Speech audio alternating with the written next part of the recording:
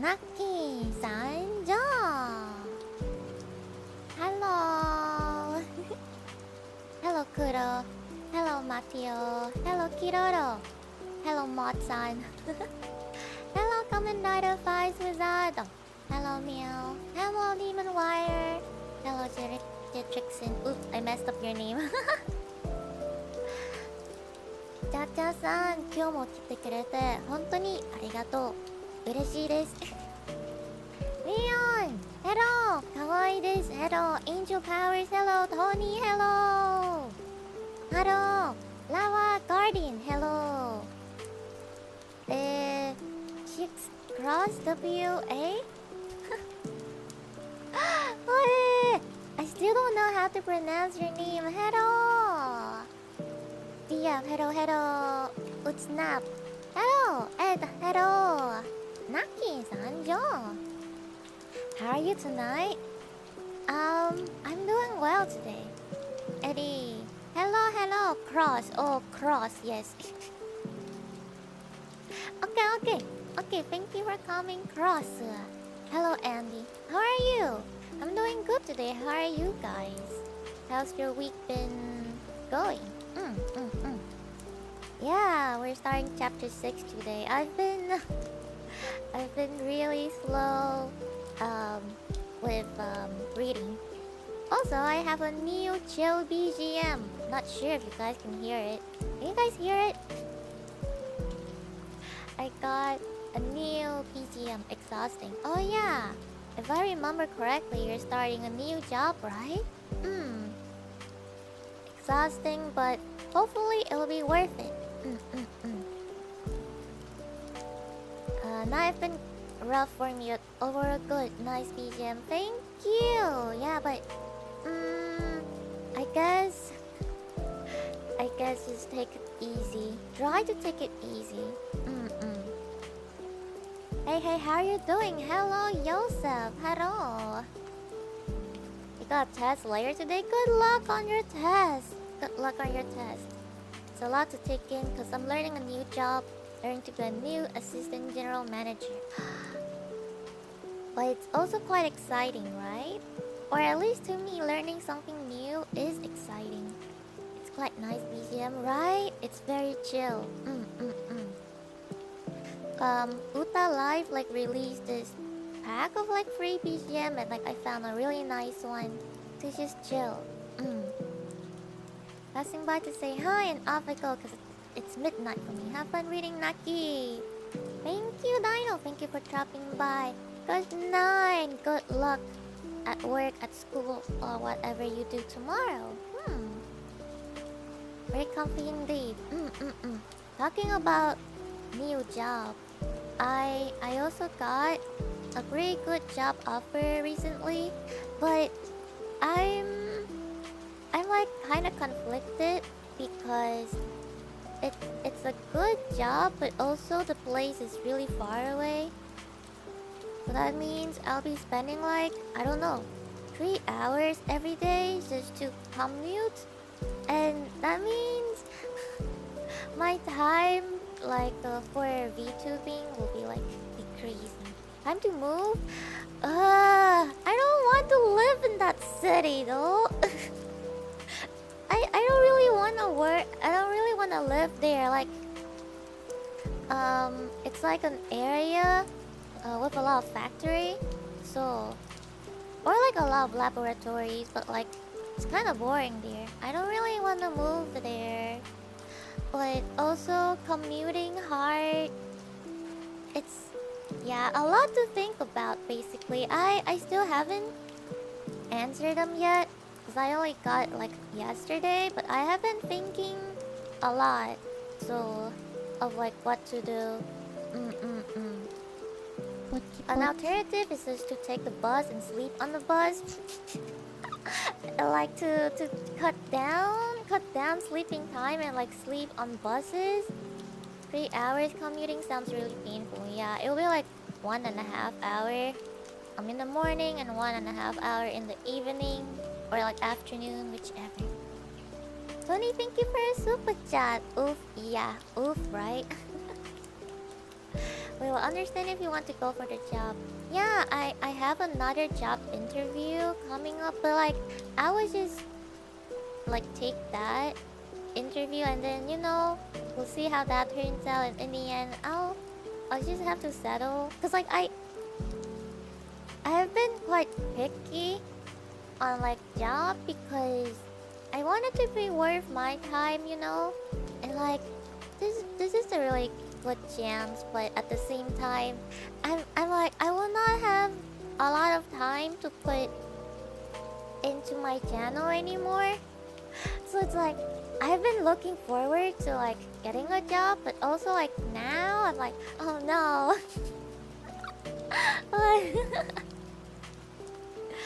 I had 2 hours commute before and I don't have energy left after work. I don't know. Yeah, I'm just thinking a lot. We'll just have to see. You need to enjoy your work, but you need work that doesn't remove joy from your life entirely. So like a lot to think about basically. I spent the entire last night just lying on bed and then just thinking. Just thinking on what to do, but we'll have to see, cause like if I accept the job, that means I'm gonna start somewhere next month. So, and like I also have to prepare for 6-month anniversary that's coming, not like super soon, but like in May. And I will have to be like getting used to my new job and getting used to like the change in my timetable, and yeah. So it's gonna be super tough. That's why I'm thinking about it. But like good job offer doesn't come by often, so that is pretty soon. Yeah, I know. I'm sure you'll figure things out in time. Yes. Right now I'm just like taking my time thinking about it, but should take too long though. Moving closer is not an option. It is an option, but I don't wanna move to like dumb fuck nowhere. Cause right now I live in like a big city, and everything is really accessible. So like if I'm hungry, I can just order food and they'll be here like super quick. But like I don't want to move to dumb fuck nowhere and just yeah. And if something happened, there will not be people to help me. So relatable, yeah. So it's always a question of moving or commuting, which is worse. Usually I would move, but I like where I live now. I like living in the city. I don't want to move to like some fuck nowhere again. Yeah, right? You prefer to live in like an accessible place, right? And there's like konbini nearby that, if I'm super hungry, I can just go to the konbini and buy stuff. Get it? But now that I will always be here for you. Aw, thank you. But like, of course, even when I start working, I will still try to like stream at least like 4 times a week. But I will not have the energy to do like video editing anymore. That's like out of the question. Even though I enjoy doing it. I enjoy video editing. Like I have been editing in my free time. I'm trying to like finish the video for like the dungeon VOD. So like that's one thing that I will not be able to do anymore, which is Sage. But you gain some, you lose some. No chicken nuggies close by. Yeah, damn. I need my chicken nuggies. But to be honest, I don't eat chicken nuggies a lot. I prefer like fried chicken, like the entire chicken wing or the entire chicken drumstick, whichever. I don't like nuggies like as much as like the entire chicken. Unless you edit video in the bus, bro. No, I would rather use that time to sleep. I have a strategy for sleeping on buses because I do it a lot. Basically, I calculate the time and then put like an alarm in my pocket. Yeah. So like, I got an alarm to wake me up right before I reach the station. I do this trick like a lot because like I also used to commute by train like a lot. So yeah, I always do this.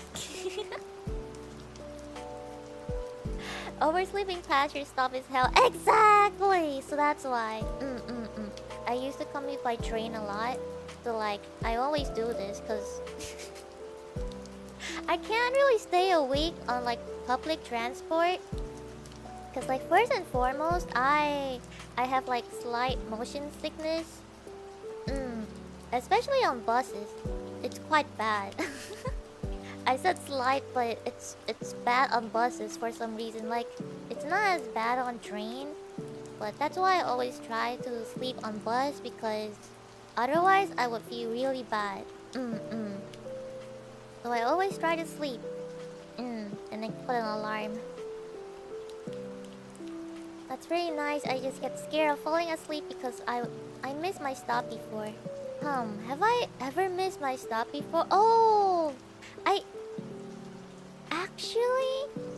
I never missed my stop like when I was sleeping before. I missed my stop because I was stupid before, but never because like I was sleeping. Maybe I'm lucky. Maybe. Maybe. I used the subways a lot during my research in college, and what I learned is subways suck. Do they? Do they suck? At least they're pretty quick. Got the skill of waking up just before I arrive at the station without alarm. I will not trust myself. I do not trust myself to be able to wake up in time, cause I don't know. I just don't trust myself, you know? When you're sleepy, you can't trust yourself. Never miss my stop, but I sometimes ride the wrong bus or train. This is me. Yeah, I rode the wrong bus or train like all of the time. Like, you know, it's like the same bus, but like the direction is different, you know? Like one go to south and one go to north. It's like back and forth. Yeah, sometimes I go on like the opposite direction. Which is pretty bad. I just do not pay attention. And I got on and like I slept and I didn't. And like when I woke up I was like, wait, this is not the station that I'm supposed to be at. And then I have to like ride the entire way back. So it was still be quite stressful sleeping in short bursts. I don't know, I'm quite used to that. I used to sleep in like lunchtime all the time. So when like I was doing research in university, I sleep during lunchtime. And it's like, it's also like short bursts. Cause like I have like, I don't know, 30 minutes to eat and then 30 minutes to sleep. Something like that. Watching VTuber again, Valentine. I'm so proud of myself. Always watch VTuber. Also, by the way, when I was looking for Wattpad fanfiction, I saw this fanfiction about like Reader X Hololive, and like, bro, it's so fucking cringe. I'm legit dying when I was reading that one. Like, I just skimmed through it and like, bro, what the fuck? I'm just dying, like wheezing. Like, I can't. Like, how can someone think of something like this? It's insane. Like, Hololive X Reader fanfiction. So. Wrong train sounds pretty bad. Oh, it's not the wrong train, it's just the wrong bus. Wrong train sounds worse actually, because train goes for a longer distance. Was it Yago? Ex-reader?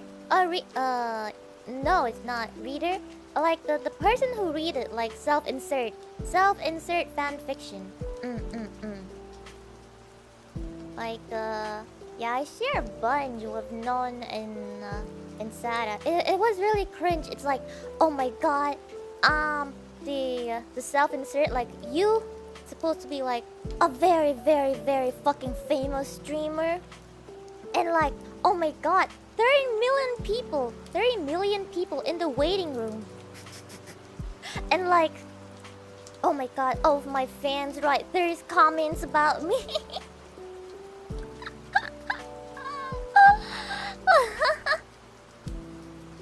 Yeah. First person story with reader Oshi. It's like a hololive harem actually. It's a hololive harem. And like the plot is something like yeah. I know. It's and like the guy was like, oh my god, even PewDiePie doesn't have this much on his on his stream.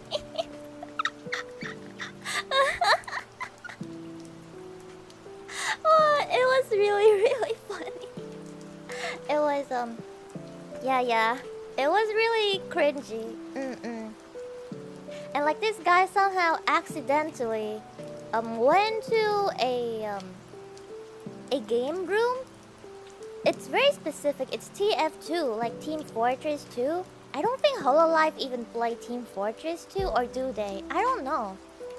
He was like, yeah, I accidentally got into this game lobby of TF2 that's like filled with like Hololive girls. Yeah. Using PewDiePie as comparison of live streamer. I know! It's really funny! Pekora play and Ame played. Oh, they don't even include Ame in there. They only like the JP girls, yeah. Who did they include it? I don't remember. I remember there was like Botan and Porika. And then Nenetan. And then I forgot. I forgot. Do they even have Pekora in it? I think? Maybe? I don't remember. And like, the guy was like, oh my god, I don't even know who they are. And did you guys know I can also speak like fluent Japanese? And whatever, something like that. It's really quite cringe. I need to know if I have like permission to read that one. Or like even just up to the point where like before he met like the Hololive girls, you know? Cause bro, that one was pretty damn funny. Your laugh is funny? Aw, thank you. Thank you. I remember when the Man vs Machine lobbies were first released in TF2 Damn Pack. I never played the game. They're cringy in an entirely new and amazing way. People so self-assured in their wish fulfillment that they publish it for all to see. I guess they really want to be a popular streamer, because like that's the only way that they will get the Hololive girls' attention, right? It was really funny to read. Yeah, I saw like a lot of weird one, like a lot of Boku no Hero Academia one, a lot of Yandere self-insert, like ex-reader, yeah, a lot of Yandere self-insert fanfic, of course, and a lot of I want to hear Coffee reading, not cringe reading. I'm not reading it right now. I'm just saying, like, we're just gonna have like a chill Zatsudan before, and this is the chill Zatsudan. Is it funny or does it cringe so much it hurts ya? It's funny. I was laughing. I was laughing. No worries, the cringe reading will be on this Sunday, PST time. So, now it's comfy reading. Okay. Okay, it's been 30 minutes, so I think it's time to to actually start reading. My Little Pony? There's My Little Pony, like, fanfic? Wait, of course there is, but like, is there like, you know, safe for work My Little Pony fanfic?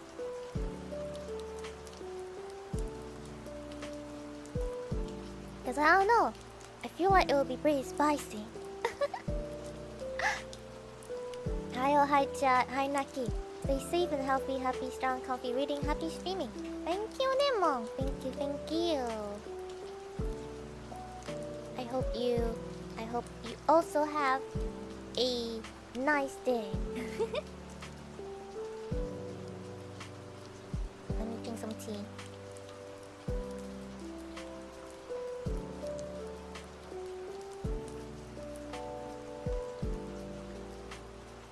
You did a lot of My Little Pony fanfiction reading. Is it like safe for work? Is it safe for work? There were some really funny like Tokyo Ghoul, not safe for work fanfiction, but I'm not gonna read that. Or like we're not gonna read that. Because the manager-san has been quite like on alert ever since the Shrek fanfic incident, you know? So I want to keep it safe for work to save to save manager-san from more headache. Yeah. Susan hates Shrek. Not gonna lie, the Shrek fanfic was pretty good.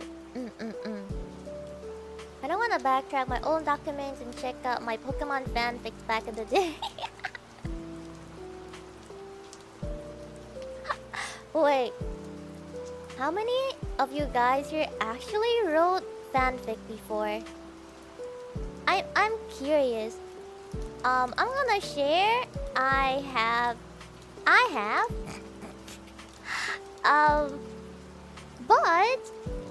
But I was smart in the sense that I did not write it digitally.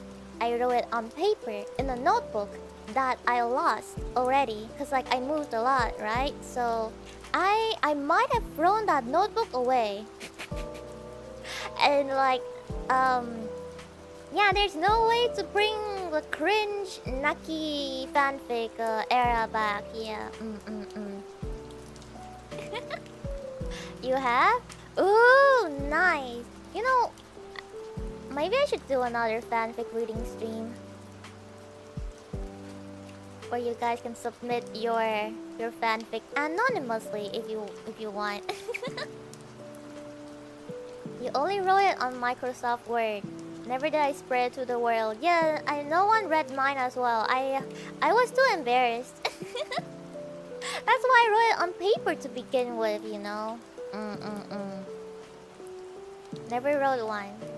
Oh, okay.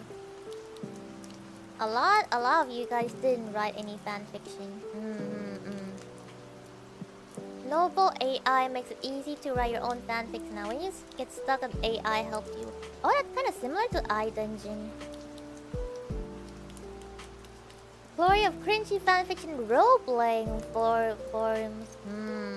Oh my god, role-playing RP forums, huh? Would horror be okay for that? Yeah. I need to build up tolerance to horror stories, so...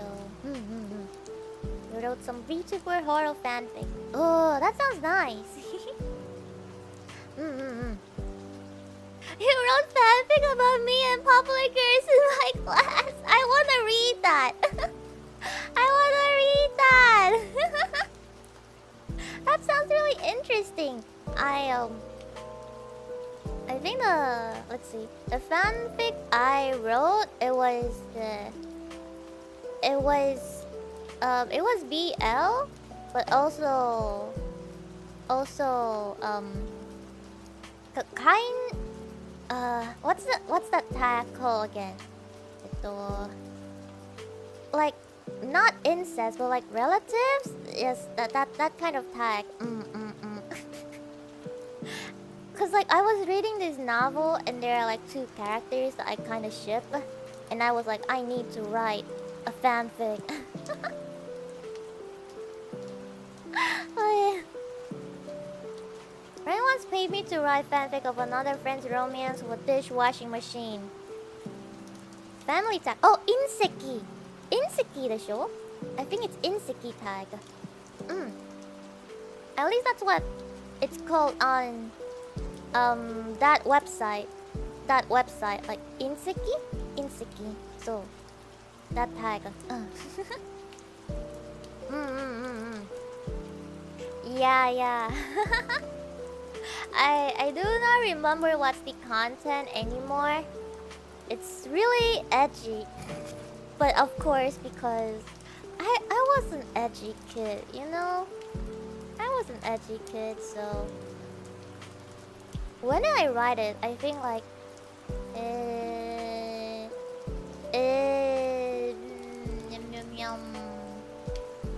I can't recall anymore. Might be end of like when I was like 14 or 15 or something. Yeah. Pretty cringe. I'm glad it's lost forever. I'm glad. Urban Dictionary say Inseki as well. Yay! I know my tag.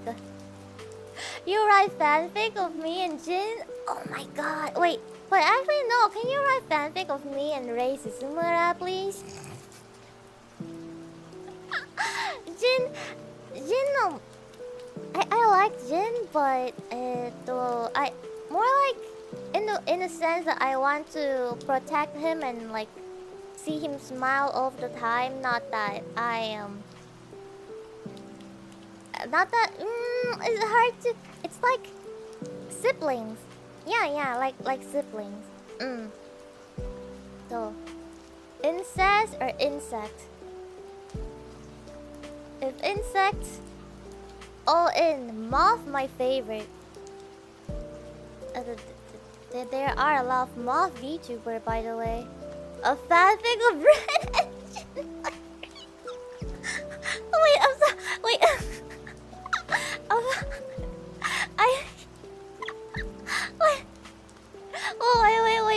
Wait.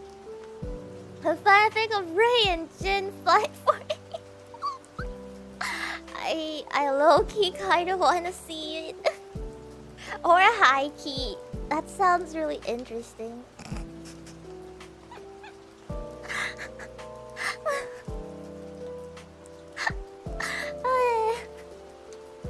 Okay. I actually should start reading before this turns to just a Zatsudan. Okay. Let me drink some tea. Okay, we're starting with chapter 6. Chapter 6 of The Eminence in Shadow. Page 202.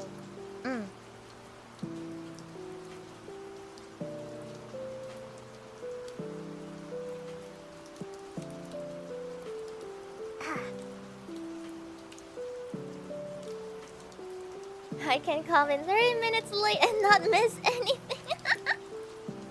Welcome to the stream, the madman. Welcome. Yes, you're not late, you're just in time.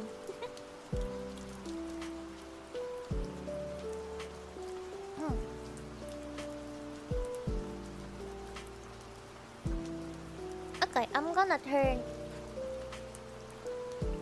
off the music. Might be too loud. There's still the rain noise, so it should be fine.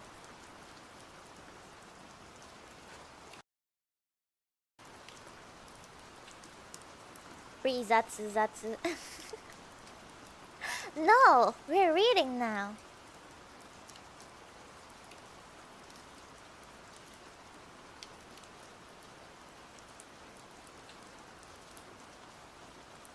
Okay. Okay. Chapter 6.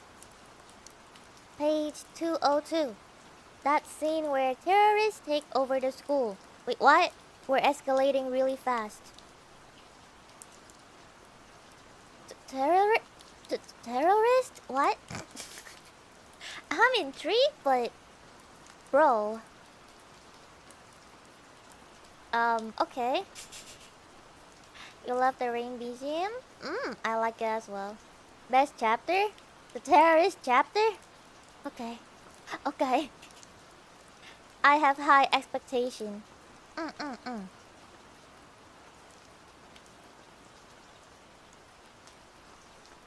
The day after I return to school, my last class of the afternoon ends a bit early. The candidates for student council and our current student president will now give speeches. Everyone, please return to your seats. The instructor addresses the students trying to book it out of the class. Where are the third-year students anyway? Who knows? I answer Skel's random question with a yawn. He's sitting next to me. The third years are out the whole week for an after-school program. Right when Paul turns back in his seat to inform us, the door swings open. Two girls enter as the instructor leaves the room. I know one of their faces. She was my opponent from the other day, Rose Oriana, the student council president. I've always wondered how a normal school uniform can exude chicness when someone trendy is wearing it. Today, our instructor has given us this precious time to tell you about the student council election. Night, Naki, now heading to bed. See ya. Thank you so much for coming. Come and die of Vice Wizard. Have a good night. Oyasumi nasai. Starts a girl in her first year stiffly, as if she isn't used to public speaking. Am I the only one who feels like this speech is going in one ear and not the other? Not really. It's like that with me all the time. I never listen to student council, like election speeches. They're full of empty promises anyway, usually.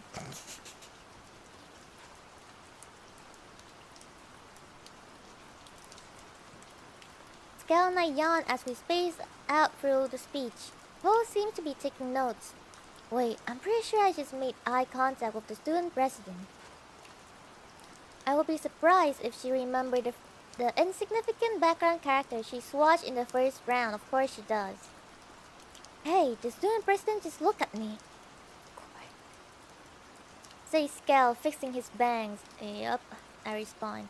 Hey, she might scout me for student council. Yup. Hey. Being on the council would bug me. I would hate it. Yup.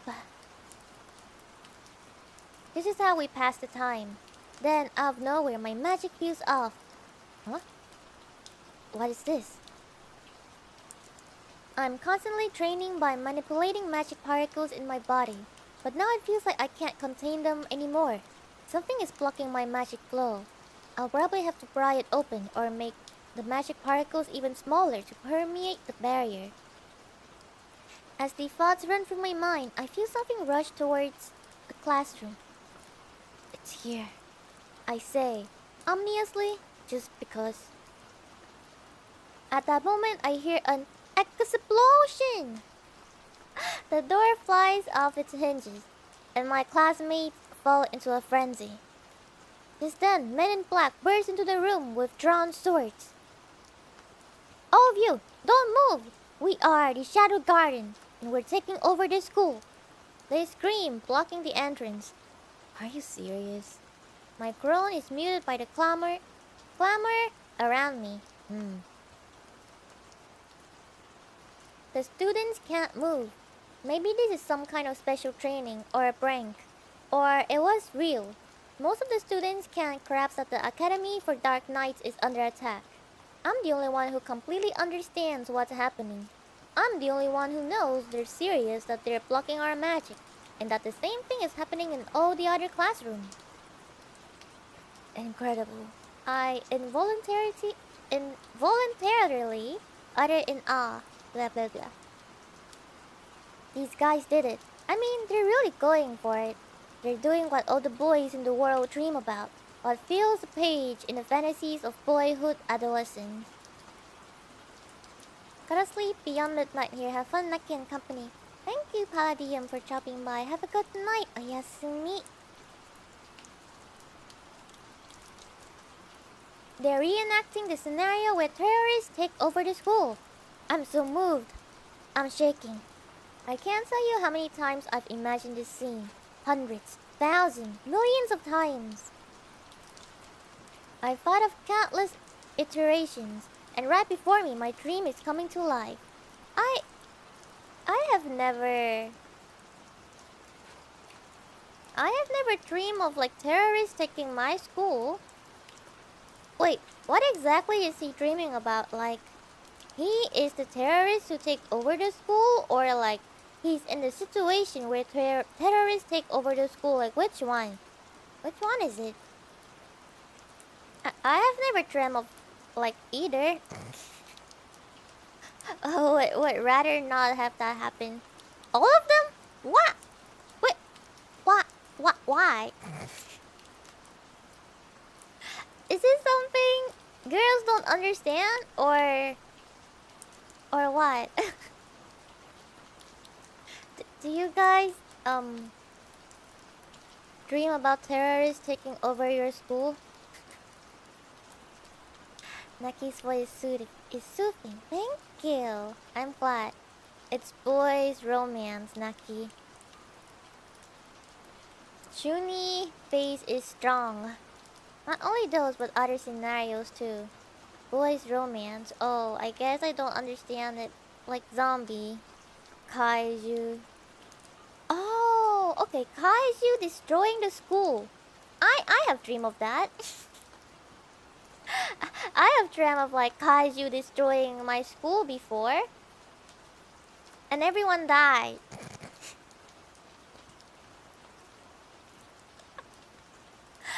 Needless to say, I didn't vibe with my classmate that much. Oh no! Does that mean I'm on the same level as Sid? Oh no. Damn. Stay in your seats! Put your hands up! The men in jet black swing their swords to threaten the students, who are slowly piecing together the situation. They must be high-spec professionals with a cult following. I mean, they chose to side with terrorists. But the focus is, of course, on the student protagonist. What will they do? How will they act? The possibilities are endless. You seem to have no idea where you are, echoes a gallant voice across the room.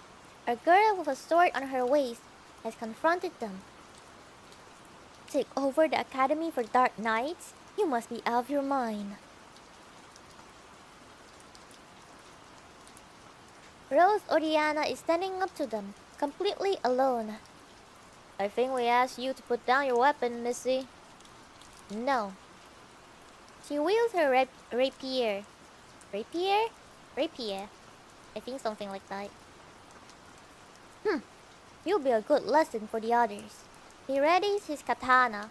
Again with the katana! It's always the katana. This is bad. She hasn't realized she can't use magic. What in the... With her sword at the ready, her face turns a perplexed shade of red. Seems to finally caught on. He sneers behind his mask. At this rate, this is going to be really, really bad. But you're too late. The old black blade plummets towards Rose.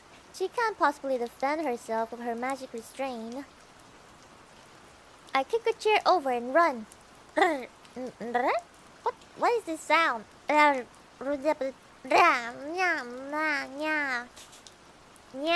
Sure. Stop! Don't do that! I process the situation at a breakneck speed. and the world around me slows down. I am both exhausted and furious in this moment. Ah! If this continues, she'll be the first person killed by the terrorists. And that can't happen. I won't let it. Ah! Ah! To be the first victim of these terrorists is my duty as an extra. Actually, that's kind of true. Only the extra die first anyway. Stop!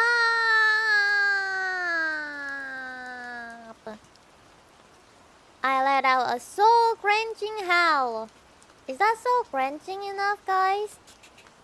As I leap between them. As she watches the bare blade draw closer to her, Rose knows this is the end. Her fragile body can't tame the magic. Neither can she block nor evade the attack. She tries to twist her torso to lighten the blow, but even that movement is frustratingly sluggish. She won't make it in time. Her death has come. That's reality. At that moment, a shout rings out that she can feel in her eardrums. Stop!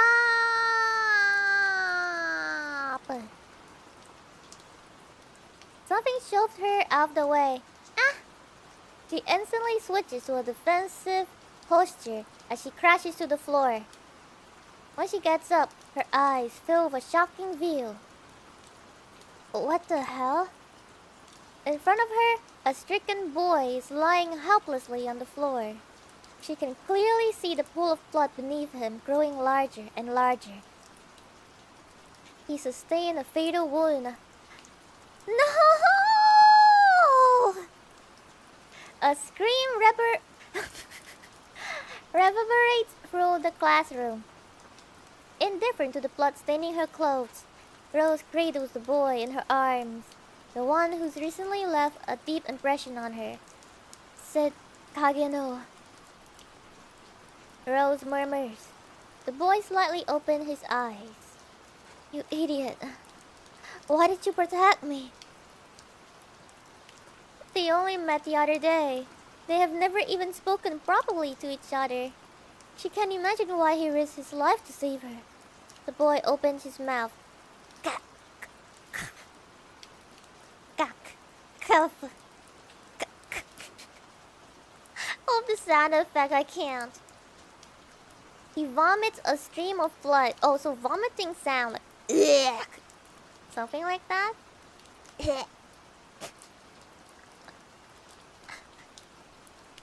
Sid! His hack of blood splatters across her porcelain cheeks, and he smiles at her before drawing his last breath. He wears the dying expression of a man who completed his mission. Why? A tear cascades down her face. Only a tear? Someone died for you and you can only shed one tear? What's wrong with all the characters in this novel? Like, they can only shed one tear in no kind of situation. Someone died? Only shed one tear. Just a single tear.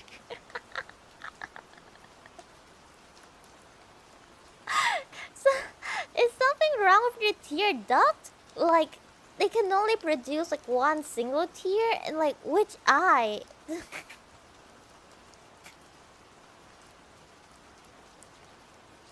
Yeah, only one tear. So like, yeah, he's not even that important. Like, okay, you die for me. Yeah, whatever. I will shed one tear for you. Just one tear, okay? No more. We don't bargain here. One is the most I can produce. They're preserving liquid.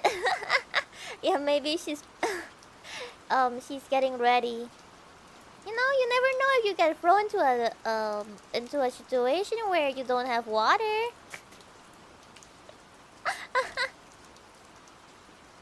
Okay, a tear cascades down her face. Only one tear. Anyway, She stops herself from weeping as she holds him in her arms. When she looks at the dead boy's face, she feels as if she figured everything out. Hey Naki! How are you today? Hello Epic Faith, I'm doing well today. Thank you so much for coming. How are you doing today? She knows why he was so strangely persistent during the preliminaries. She knows why his eyes burn when he gazed at her. And she knows why he laid down his life to protect her. I don't think you know, but anyway. They are all connected. Perfect for a mob character that tier, that's true.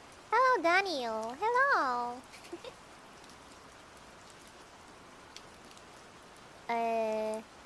Rose isn't dumb. Ever since she was young, she's had suitors chasing after her for being a beautiful princess. But she's never been pursued with this much fervor before. No suitor ever loved her enough to sacrifice his life. Thank you. She can never tell him how she felt, but she vows to avenge him. Let this be a valuable lesson for you. Oh, it's the man. Oh, okay. The man in jet black stands before Rose. Rose bites down on her lower lip and glares up at him.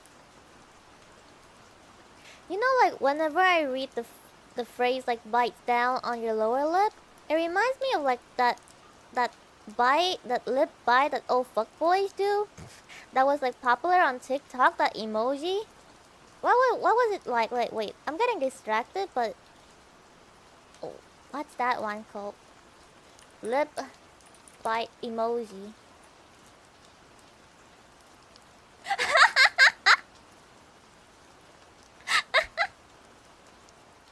Sheesh!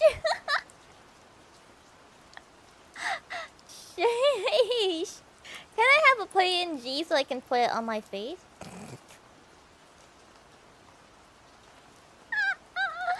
What? What? Oh no! So cursed! It's so cursed. You know what? Never mind. It's fine. Wait. It's fine. It's fine. I don't think I can download a PNG anyway. They're all fake PNG, I'm pretty sure. Fake PNG. Yeah, the sexy lip bite. The lip bite emoji. Imagine that on Rose's face right now. She's doing exactly that. Imagine the sexy lip bite on Rose's face.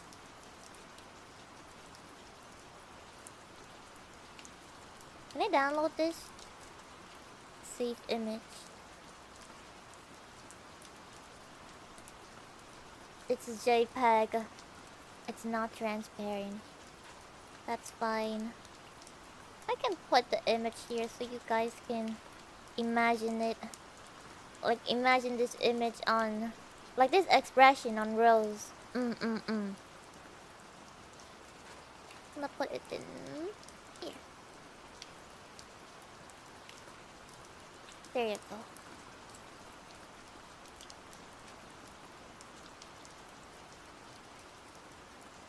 See, like, it's also slightly sad, you know? Like, Rose is sad, right? Because, like, Sid died to, like, Sid sacrificed himself to save her. So yeah, so like, it's also slightly sad. It's perfect.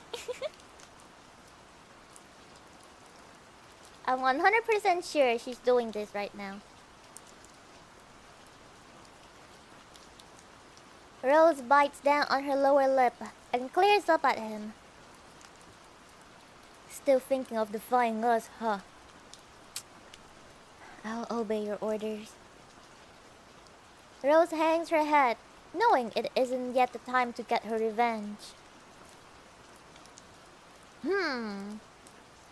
Head to the auditorium. The men in black order, making their move.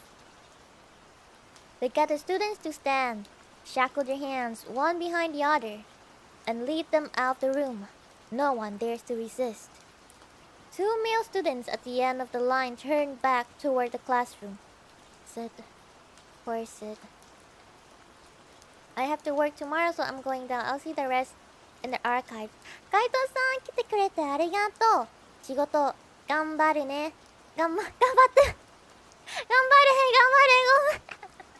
やばい。僕の日本語めっちゃ下手。なんでうまく喋れないんでしょう。緊張する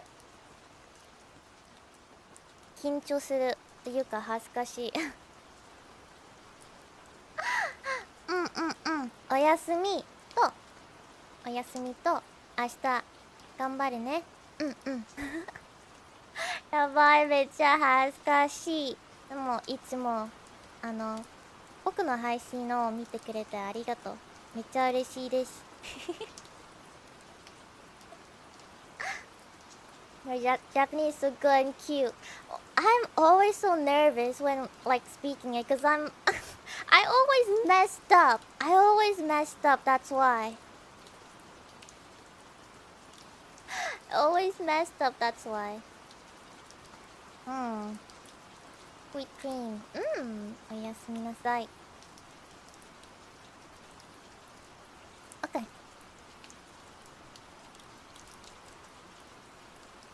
Wait, where are we at? Oh yeah, sit dead. Okay.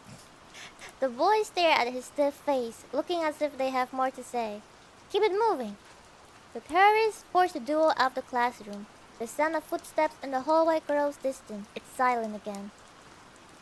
And then the arm of the alleged corpse begins twitching. Oh no, he turned into a zombie! Next, it's zombie apocalypse. When I confirm the classroom is clear, I pound on my chest. Wait, damn it! I hit myself over and over, forcing myself to suck in air. Up and at them until cough, hack, gawk. I can't do sound effect. It stirs and my one-stop heart starts pumping again. This is another esoteric technique. 10-minute death, heartbreak mob. How the fuck can he do this? Cause like 10 minutes of your heart stopping is like, it should be lethal, but you know, we don't question it. With this technique, I let tiny magic particles trickle into my brain from my stopped heart, preserving blood flow and allowing me to stay in cardiac arrest for a long time without any consequences. It's a risky technique. One slip up and I go to the other side, but sometimes I have to endanger my life for the art of performance. And that's what happened today. Nothing more, nothing less. Ow. Ow. Ow. I checked the gash on my back. I let him cut me because I knew I might be examined up close.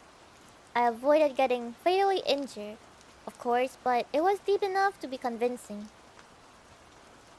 I tried using magic to heal myself. It looks like my magic can get around the barrier if I process it in teeny tiny amounts. Alternatively, if I apply pressure and release magic, I think I'll be able to remove the membrane by force. Yeah, it's magic, but still, he's still human, you know? Good enough for now. It'll take too long for them to completely heal, and I'll be in a tough spot if someone catches me in the act. I heal to the point where I have no trouble moving, and with my trusty, I somehow miraculously survive routine, I should be good to go. Alright. I grunt, rising to my feet. I make sure I can control my body and magic, wiping the blood off my face and straightening the crinkles out of my school uniform. At this point, do you even care about crinkles on your clothes anymore? The white curtains ripple in the midday breeze that flows through the window. As they billow and fall, the patches of bright sunlight and black shadows change form. The The fallen chairs and scattered desks, the broken door and bloody ground. The sight announces the end of a normal life. I close my eyes and take a deep breath. Alright, let's go. I leave the classroom and start down the empty, silent hallway. Naki, hello Pin, thank you for coming. Hello. Jerry Barnett is too focused on deciphering the pendant-shaped artifact to notice the commotion right away. This is... She picks it up and studies it up close, noticing something and narrowing her light pink eyes. This can't be. Her gaze remains focused on the artifact as her pen begins twirling across the paper.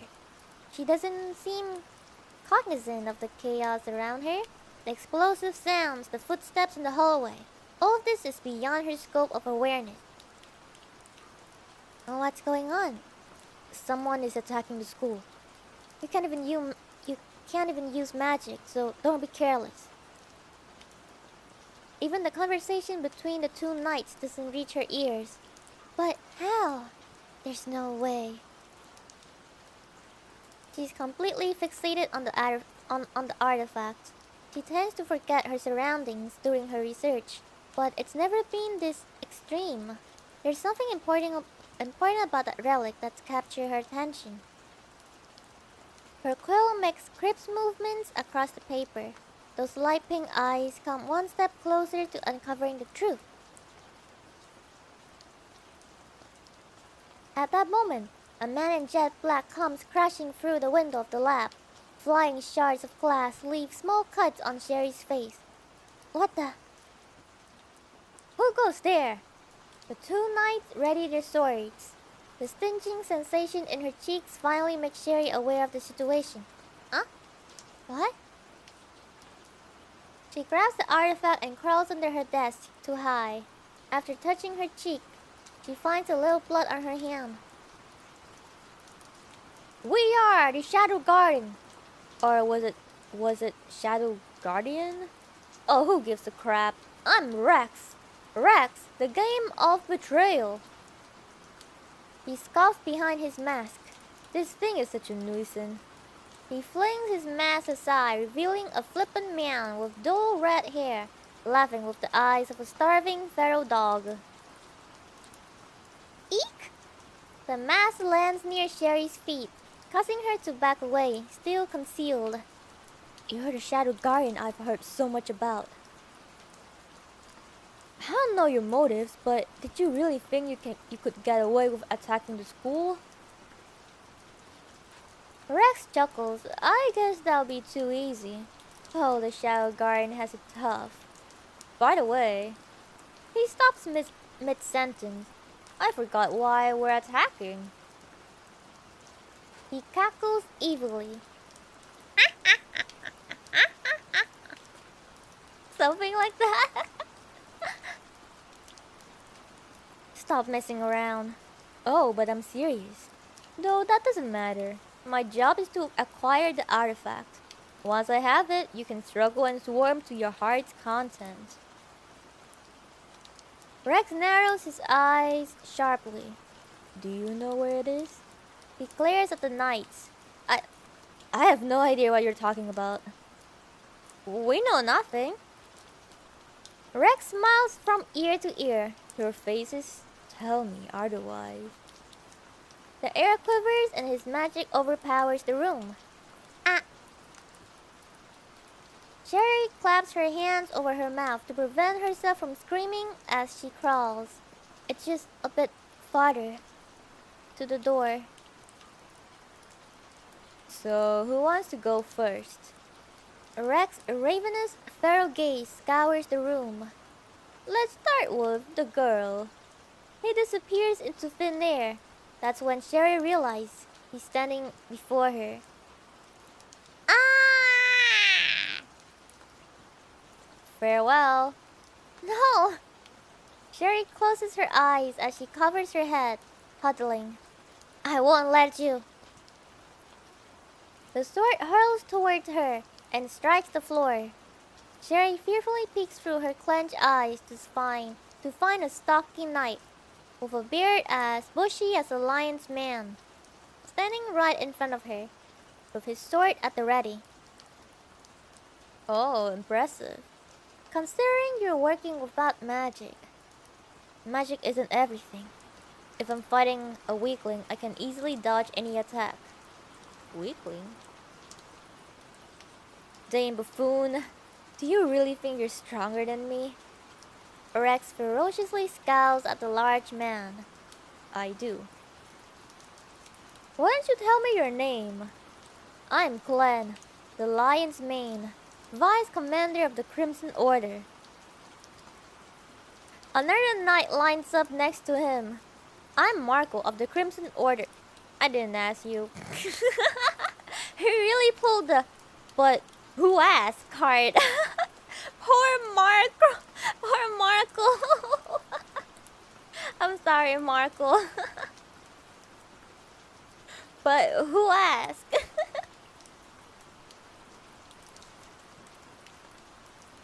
In that last moment, Marco looks down at Sherry. Run.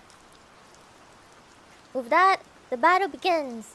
Sherry crawls into the hallway and proceeds to sprint at full speed. She covers her ears to muffle the blood-curdling screams behind her. They die? I walk onto the rooftop and peer down at the campus. I can see all the faculty bound up in the auditorium, which is a massive hall that can easily fit all the students. It's where the school hosts its entrance ceremonies and the occasional lecture by a public figure or a theatrical performance. Poor Marco. He's just a mob character after all. Yeah, poor Marco. Wait, but actually Marco made a bigger impression on me because I forgot the other guy name. What was his name? Glenn. Oh yeah, Glenn. See, I only remember Marco. I forgot Glenn's name. So yeah, I don't know. I guess he made an impression. The Night Order has gathered outside the campus in response to the commotion. But there's a clear threshold beyond which they aren't advancing. That could be the boundary of whatever is blocking everyone's magic. There didn't seem to be any students left in the school buildings. Just men in black scrounging for anyone still hiding. Okay, wait. How does this barrier work? Because, you know, when I watch anime, like what those barrier works is like, if they block magic, then everyone will be affected, right? How's it like only the students from the Academy of Dark Knights are affected and like the rest aren't? I don't know, cause like if they're blocking magic, it should apply like to everyone as well, right?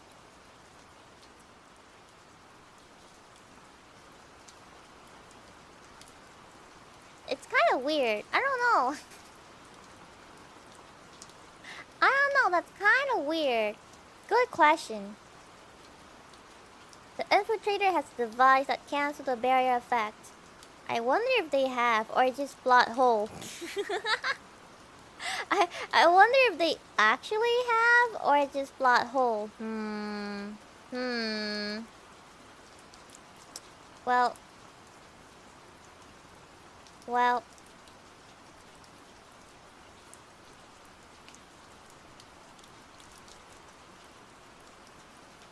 They explain it later? Okay.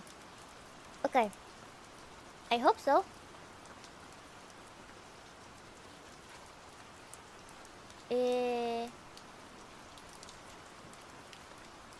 There didn't seem to be any students left in the school buildings, just men in black scrounging for anyone still hiding. I scoff as I look down at the school.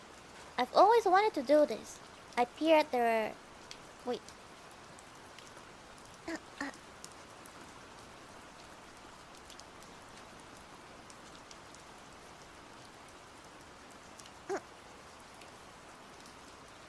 I peer at the ravaged school, the shackled students, and the mysterious terrorist organization. I can cross this off my bucket list. Gaze down at the campus from the rooftop. Check. I guess I'll have some fun before it gets dark.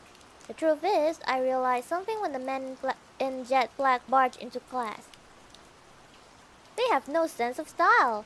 Imagine a light breeze, a clear blue sky, a sunny afternoon, and someone coming out on stage in a long black cloak.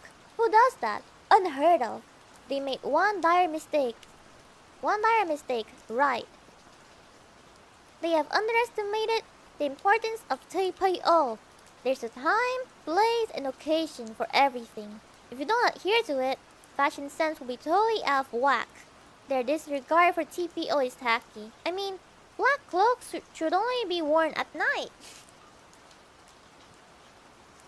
He really cares so much about these.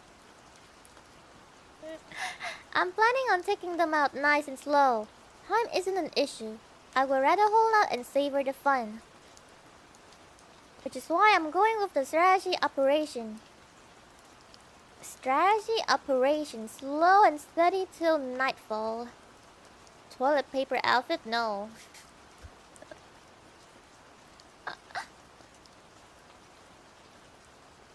I'm thinking all this as I observe the campus when I spot two men in black walking down the corridors. Yuck, wearing jet black on a sunny day? Talk about uncool. Oh yeah, wearing black when it's sunny outside? It will be really hot, right? Cause black absorb all of like the light and like all of the heat. So like, aren't they pretty hot in black? They should wear white instead. Yeah, they make me want to play sniper. I slick off a thumb-sized piece of slime from my suit. I roll it into a bowl, infuse it with magic, lay it on the rooftop, and prepare to give it a good flick. You're in my line of fire, you dummies. I murmur to myself, then send it flying. Like wearing skirt in the winter, everything for fashion. But like, if you wear skirt, you can like wear, you know, stocking. They're like those really warm leggings as well that you can wear in winter with skirt.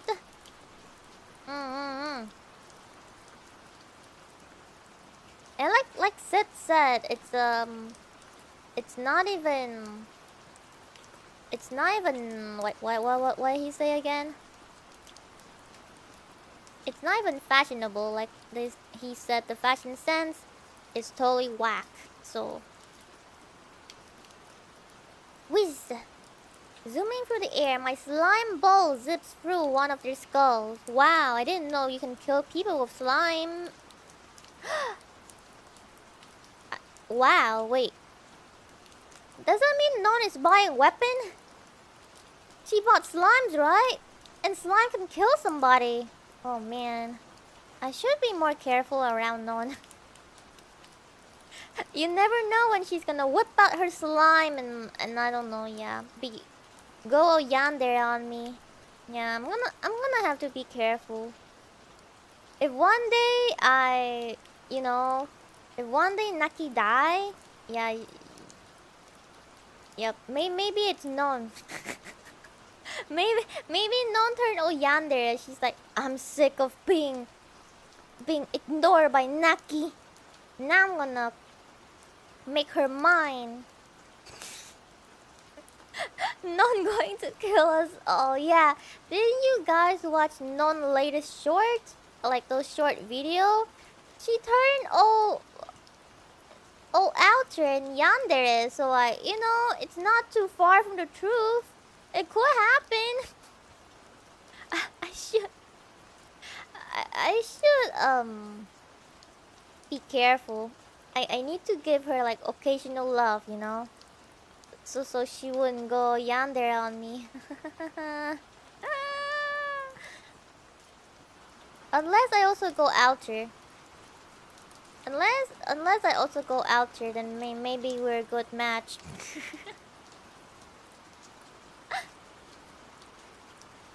Okay. Whiz! Zooming through the air, my slime ball zips through one of their skulls. Aww. Ugh. Yuck.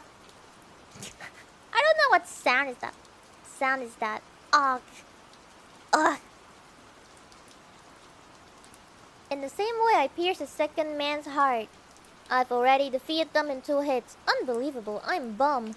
I was in the mood to launch one more. Oh well, my next target is... With my slime bomb at the ready, I close one eye to scope out my next victim. In the school building across from me, I spot a defenseless blockhead. Target acquired. It's a girl with light pink hair. Wait, what? That's Sherry. What's she doing over there? She's giving herself away by plainly looking back after each step. Sherry, you're blowing your cover.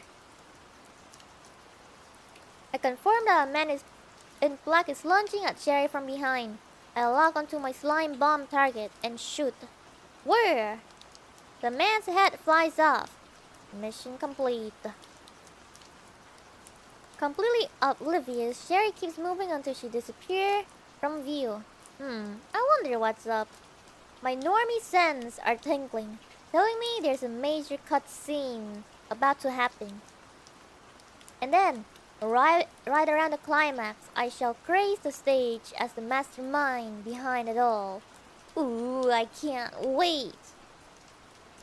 Okay, here I go.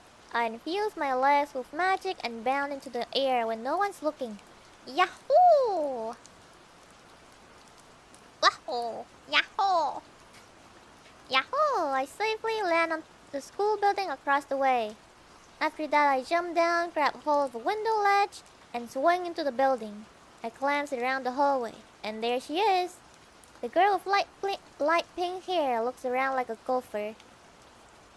Like I said, you're blowing your cover. There's a man in jet black behind Sherry. Right before he grabs her, I rush at him at full speed.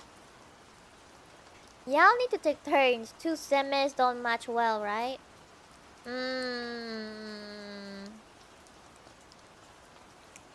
I mean,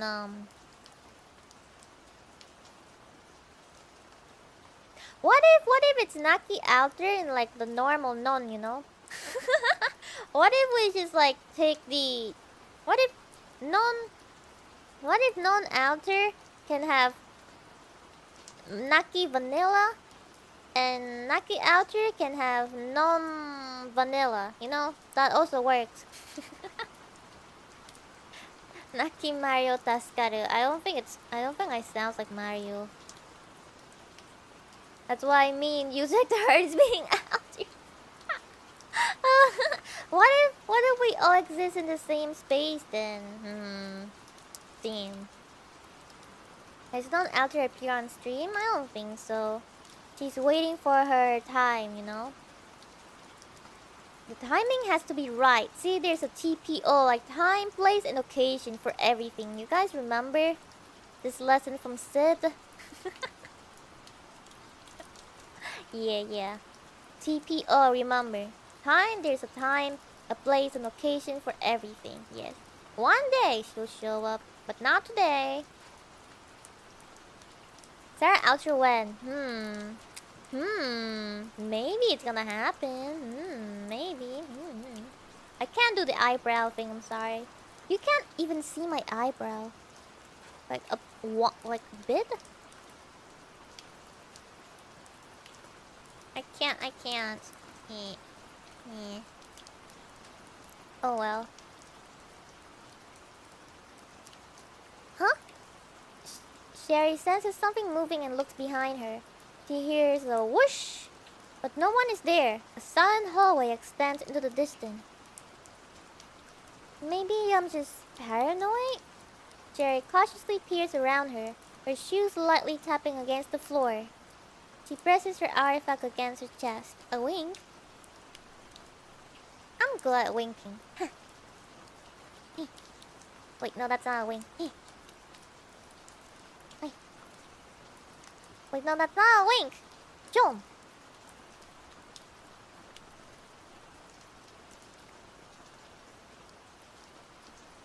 There you go.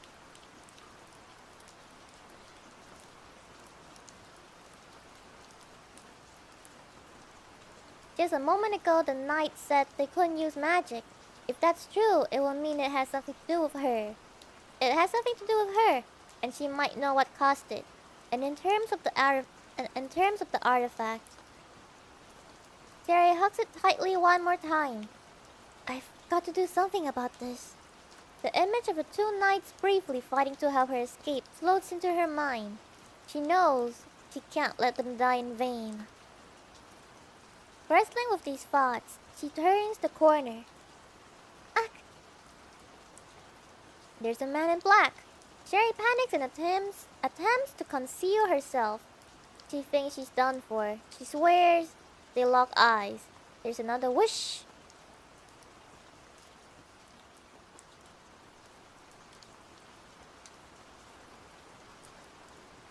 It's fine, I'm still good. I haven't been caught.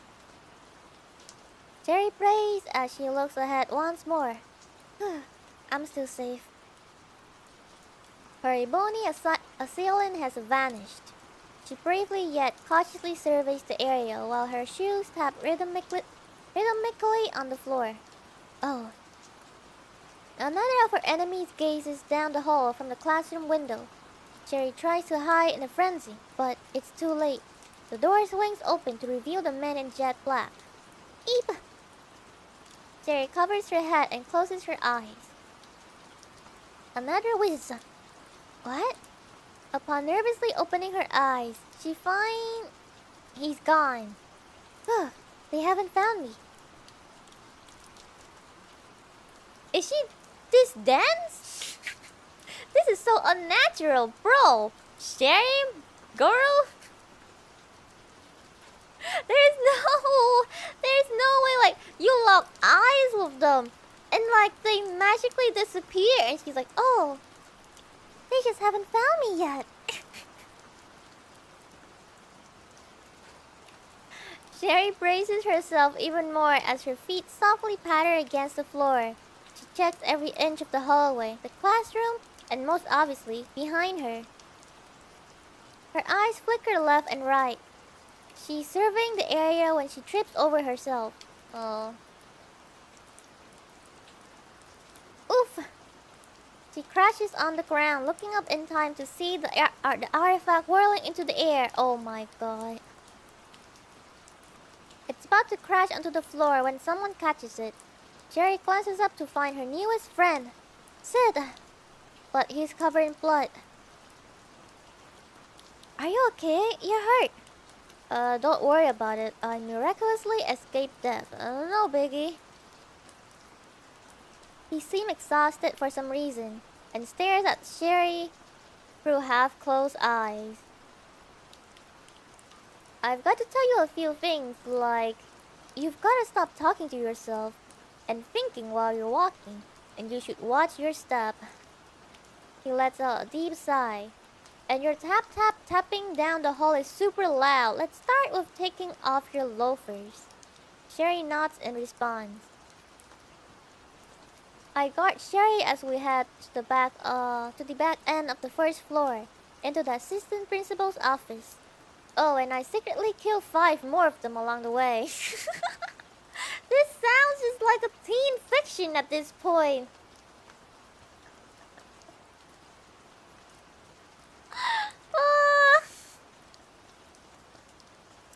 Well, I guess this is a good cringe, you know? A good cringe, yep.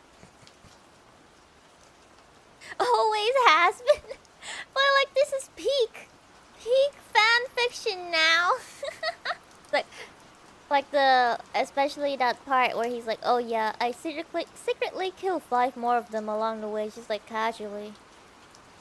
Yeah, it's getting even more Junie, you know? We open the thick door and walk in. There's a tasteful lounge. What do you mean good cringe? It's the cringe that makes you laugh. You get it? That's good cringe. There's a tasteful lounge in the center of the room and an entire wall stacked with oversized books. I almost read that as oversized boobs, but it's not boobs, it's books. Oversized boobas. Files are piled high on the desk in the back. Sunlight gently pours in from the northern window. It's obviously a space for proper adults. Sure. Sherry sits at the desk she seems to know well and rummages through the drawers. Try not to make so much noise. Her light pink hair sways as she obediently nods. I lie across the love seat and take a deep breath. I'm beat. I know Sherry's the main character, but there's no way this is going to work out. She won't be able to beat the final boss. Under these circumstances, it's normal for the character to have a sidekick, but I don't see any allies around here. It's a flawed scenario, but after significant consideration, I have decided to intervene as the savior type of background character. I'm an extra who will never act when others can see. Never ever. Found it! Sherry comes back from the desk with a pile of documents, spraying them across the coffee table. What's this? I don't know anything about these strange alphabets, landforms, or formulas. This artifact is called the Eye of Avarice. I believe this is what's currently blocking our magic. You show me a sketch of an ominous-looking sphere that's the size of a ping pong ball. The eye absorbs and collects the magic around it. When it's activated, it's harder to hold magic in the area. But the men in black had no problem using magic. Oh yes, what I'm curious about. They must have programmed the eye to recognize the magical wavelength. I've already confirmed it doesn't consume pre-register magic. It also has difficulties absorbing microscopic particles with powerful energy. But neither of us would recognize those in the first place. Hey. And as if that's not troubling enough, it can also use the magic stored inside it. I'm guessing they were originally planning to use this artifact as a weapon, but it can't store magic for long periods. I believe it's defective. Is it rain SFX? It is rain SFX. It's not raining over here. And like, even if it's raining, it's not loud enough to be heard like this. But it's effective in the short term, even if it can't store the power very long. Correct. Right now there are hundreds of Dark Knights held in hostage in the auditorium. In theory, if they release the magic in the artifact, they might just be able to obliterate the school. Whoa. I was the first one to decode the eye with my research. When I realized its potential dangers, I kept it away from the world of academia and asked the kingdom to store it for safekeeping. Why did this happen? Sherry looks at me with gentle eyes. It's either a replica or it was stolen. Is there a way to operate it? Yes. Sherry nods and produces a large pendant. That's a real dirty pendant you got there. This seems to control it. The eye cannot move on its own. I believe it can only be used when attached to this device. When they act together, the artifact is no longer defective and is limited to storing magic short term. It will be able to hold magic for longer? I will have to put them together and experiment to know for sure, but yes, I believe it's possible. I cannot follow this conversation. I'll just accept it. I don't understand anything at all. Like, I read it, but like, I don't get it. I don't get it. What are they talking about? Something pendant. Something. something. Storing magic. Something, something. Huh. This device has the power to temporarily disable the eye. We should be able to free the people in the auditorium in that time. Sounds good. And then? Well, I haven't finished examining the artifact, so I would like to prioritize that. I see. After I interpret it, we can bring the activated artifact closer to the eye. How? They're vigilantly patrolling the ground level, so I think we might have to get closer underground. Cherry smiles somewhat nervously. Underground? Yes. Cherry takes a few books off the bookshelf, and it swings back to reveal a staircase leading to a lower level. Neat. I love these kind of gimmicks. I love them as well. Sorry, Naki, I have to go to bed now. Good night.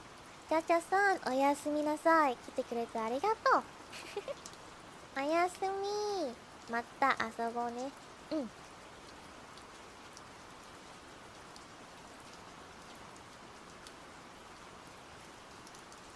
There are still a few hidden escape tunnels left in some of the on-campus facilities, but no one's used this passage in a while.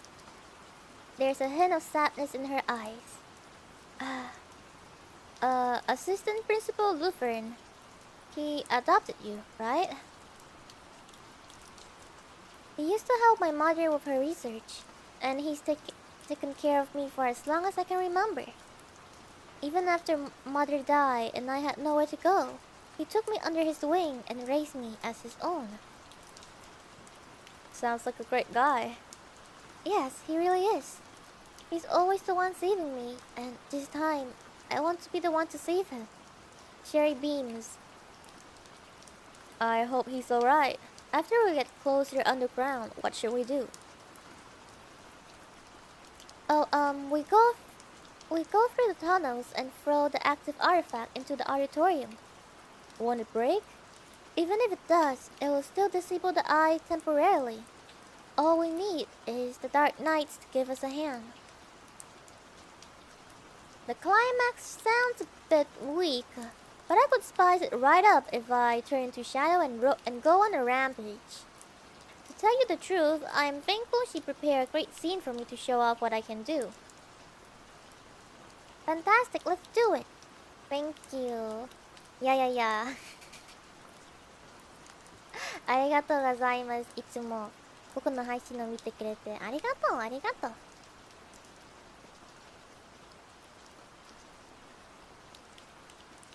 Great, I'll just hurry up and finish deciphering this.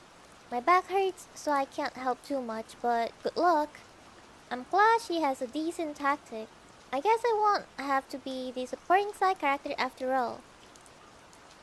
Sit, don't overdo it. I'll do the best I can.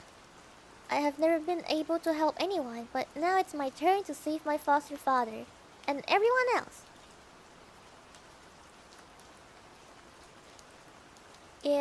Yeah, you got this. Oh, I'll be right back. Gotta go to the bathroom.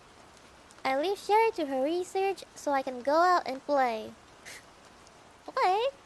Okay. With the wild eyes of a starving dog, Rex opened the auditorium doors and boldly saunters through the room. A group of men follow. The students are forced to stay in their chairs, lowering their heads when the group approaches them. There are 3 floors in the enormous, drafty auditorium, and none of the exits are guarded by men enshrouded in jet black.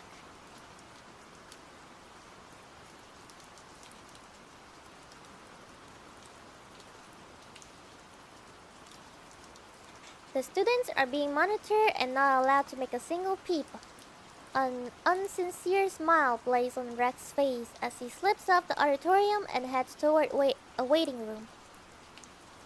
How was it? Asked the man in black as soon as Rex shut the door. His voice is deep and dignified, even though he hides his face with a mask and is dressed like the others. His superiority is instantly recognizable. You don't waste time to use your guns. We've almost completely taken over the school. The Night Order is making a ruckus outside, but they're not even worth a breath. Irrelevant. I'm asking whether you've obtained the artifact. The artifact. About that. Rex shrugs as he looks at Sir Gaunt. I'm pretty sure it's in that young girl's possession. You know, the one with peach hair. Are you saying you couldn't retrieve it? Rex scratches his head and averts his gaze. Well, I guess. Quit screwing around. Sir Gaunt's magic heightens and the surrounding air undulates under its pressure. Rex's cheeks go stiff as he feels the night's bloodlust. Take it easy. I've secured its general location and shall be retrieving it soon. Your antics are interfering with my plans. The next time you screw up, I'm taking your head. How's that? Alright, get it. I get it. Sir Gaunt's piercing eyes follow Rex, who's heading toward the door with his hands lifted above his head. Oh, almost forgot. Rex stops before making his exit. We may have trouble. He looks back to see Sir Gaunt's reaction and receives the cue to continue. A bunch of thirds have been slain. 2 of the seconds are dead. One man's heart has been crushed. The other had a small incision in his pressure point. My best guess is the latter was stabbed by a rapier. All of them were only struck once. The enemy seems dexterous, comments Rex, snickering like a ravenous wolf. Well, perhaps it's a shadow garden. The bait has finally worked. Seems that way. You might want to watch your back. You think a man like me needs to be cautious? Oh, I think you'll be just fine, Mr. X Rounds. Make sure to bring the Shadow Guardian's heads along with the artifacts. That goes without saying. Rex leaves the room with the corner of his lips curling to a grin. Sir Gaunt sneers to himself. Finally, everything will fall into place. He takes the ominous artifact out of his breast pocket and stares at it suspiciously. This will mark my return to the ranks. The man continues to snickering to himself creepily. Like, look, they describe all of these characters, but they're gonna die sooner or later. Like, you know, pretty quickly. I think Rex is gonna die, like, in this chapter. They take all the time to introduce new character. And they get killed by Sid super easily anyway, so my condolence, I guess.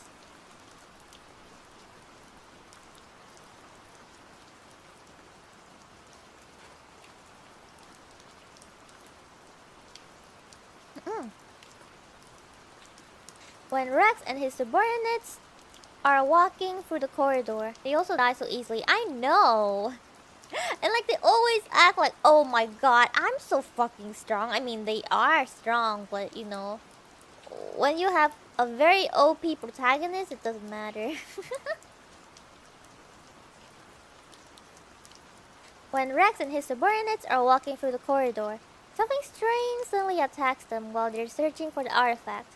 Rex's subordinate vanishes before his eyes. What the? Rex scans the area to determine what it was, but there aren't any suspicious shadows around him. The only hint he has is a whoosh in the air. Buzz, zip. A sound slices through space. And the lackey next to Rex is gone. But this time he manages to catch a glimpse of it. There was a boy in a school uniform, drenched in blood. Using the heel of his palm, the boy knocked the man out and stole him away. Rex powers up, intensifying his vision to its limits and focusing his gaze. Only then he can detect these rapid movements. Stay alert! Enemy! Rex shouts, vigilantly scoping the area. Oh. He stands in place, bewildered. The subordinates who were at his back are gone. Before he's realized it, he's standing alone in the corridor. Then there's a whiz. Hearing it, Rex immediately channeled all his strength into protecting his heart. Gah! The heel of someone's palm hits his arm. Crack. The force of it snaps Rex's bones and sends him flying backward. That little shit. Rex promptly resets his stance and brandishes his swords. But no one's there. He clucks his tongue in frustration. A single palm strike has broken the bones in his left arm, which he'd been protecting with magic. His heart might have shattered if he hadn't shielded himself when he did. Wish Rex moves this with the noise tuning into the presence behind him, and winking. His timing is perfect. The run is getting faster. How dare he? Rex takes stabs at the air behind the boy, quickly resuming his posture with the sole aim of protecting his heart. I don't... all these sound effects. Or ah! He suffers a blow to the ribs. Rex jumps back to reduce the impact as he tracks the boy with his eyes. He can barely make out his after image. Rex hacks out a mix of saliva and blood and stands on the defensive. It's nearly impossible to detect the enemy. Encountering is out of the question.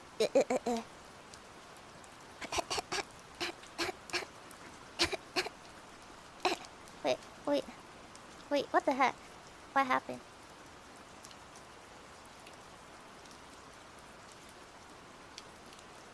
Did I just choke? Like, from inhaling air?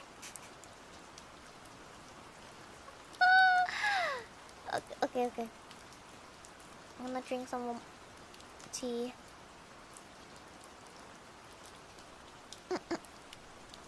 Okay, yes, I'm fine. Did you choke on your spit? No! I don't know what I choked on. It's just like... it's like choking on air or something. I don't know. Kind of weird, but... yeah, it was unintentional. That was not the sound effect. Saf, hello! Hello! Yes, I am doing well. I hope you're doing well as well, Staff. Welcome to the stream. Hello, Colossal Bakatoni. Hello. Welcome to the stream. Hydration check. Yeah, I drank some tea. Naki is a fish. Jokes on air. No, it was not a sound effect. I just fucking choked.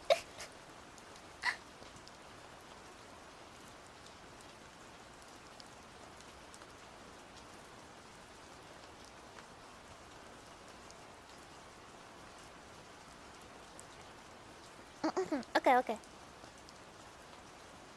It's nearly impossible to detect the enemy. Encountering is out of the question. Only he's taking damage. Oh yes, for the people who just came in, I'm reading a book right now. So if you're interested in joining in, I'm reading the Eminence in Shadow chapter 6, page to.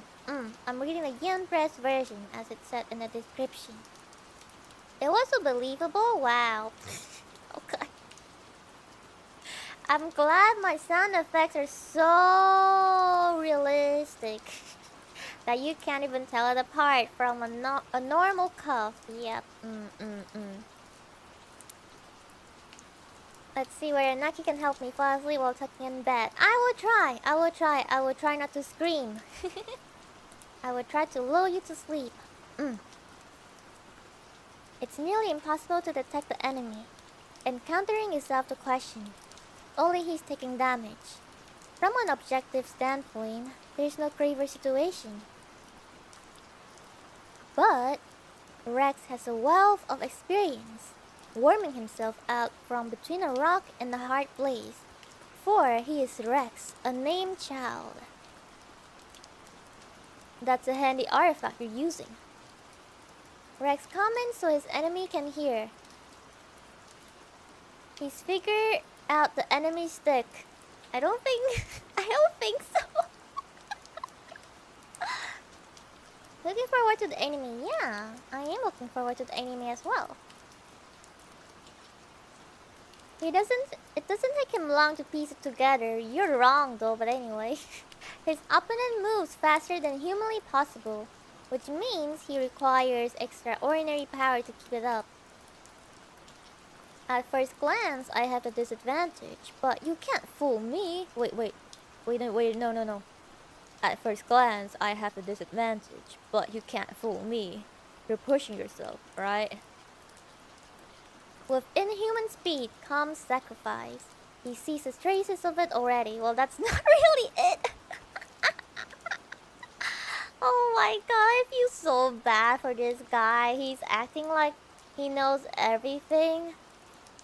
Well, he's using common sense, which does not apply on our quote-unquote protagonist.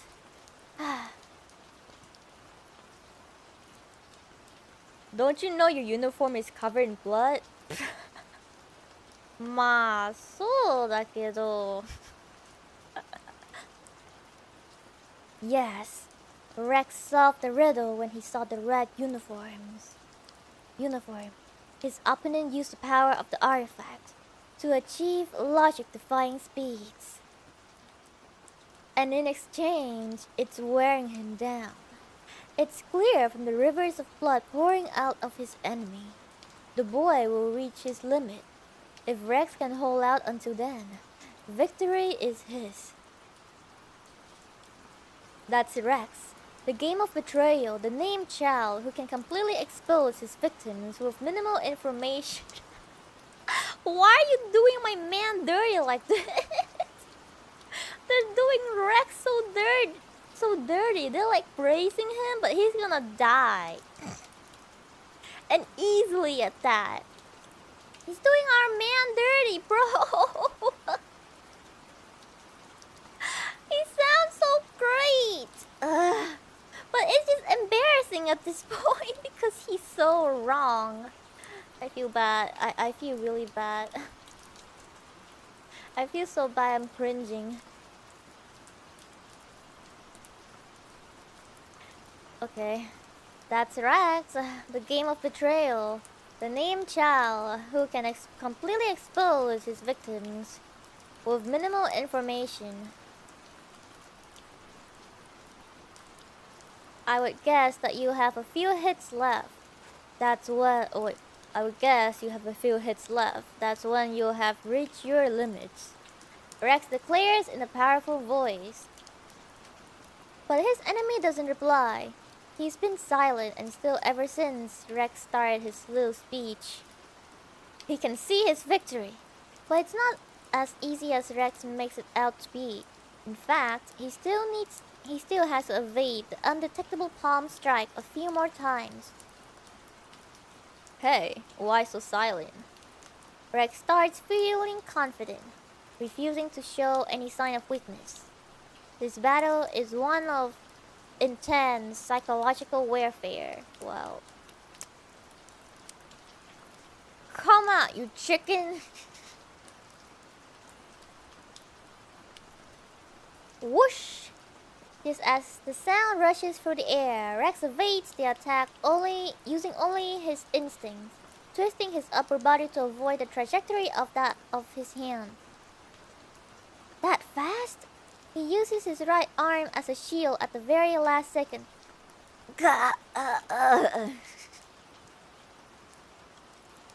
It snaps in every possible place. He backs away, retaining his grip on his sword through sheer determination. And yet his opponent persists. Rex has only seen the enemy's most basic moves, and he's drawing near. In other words, this is a turning point in their battle. Well, not really, but okay. Come on, May! Rex shrieks as he protects his weak points. His enemy has reached his limits. Not really. If Rex can endure this final strike, victory is his. Seconds later, a palm slams into his stomach. Gah.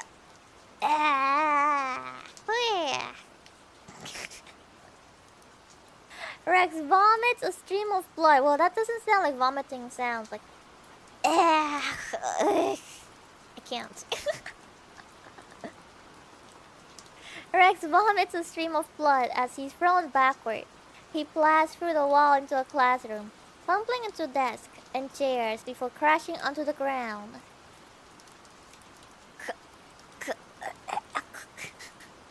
Clutching his stomach, he coughs up blood. His ribs tear his internal organs, but he's alive. Guarding with all his might pays off. Rex's bloody lips color into a sneer as he lifts his head. That's when he sees them. The hell is this? Corpses lie in a heap in the classroom. All of them are men in black. It's clear they hardly bear any wounds. Each was slain with a single attack. Did that one child kill all these named children by himself? Tap, tap, tap. He hears someone walking towards him in the hallway. Tap, tap. You know what? One of those yandere self-insert fanfictions sound exactly like this one. Like with these tap, tap, tap, like someone scary is coming, haha. Brr. The sounds of footsteps ceases at the doorway. Silence. Rex notices the palm gripping his sword is abnormally sweaty. Oh no. What do you mean, how do you know? Because I read it. I have to read it, you know, for the stream. Click. The doorknob turns and breaks the silence. Then, the entrance opens. There's no one there. With a whir, Rex's right arm is ripped to pieces. Another hum and his left arm is torn off. Whoosh, whish, whiz. And so it goes. Every time there's a sound, Rex loses more flesh.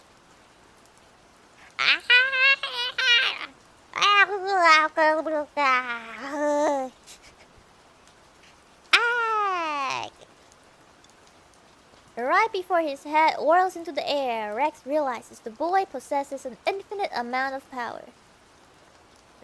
You're doing great. That's the voice Rex hears when he dies. Yeah, see, they introduced him. They took all the time to introduce him and then he died. What was that? I don't know. I'm trying my best to make sound effect here, okay?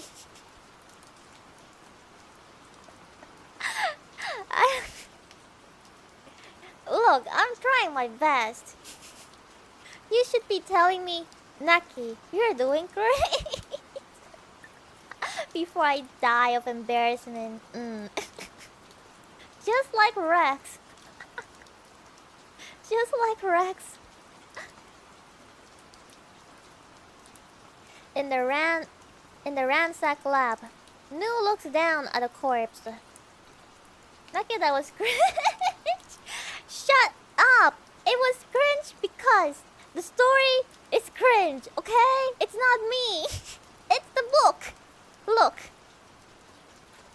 Look. Listen. It's not me. It's the book.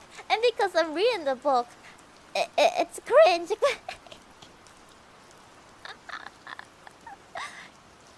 You're doing great, thank you. You're doing great before you die of embarrassment. Okay. Thank you, Pain. Thank you, Kuro.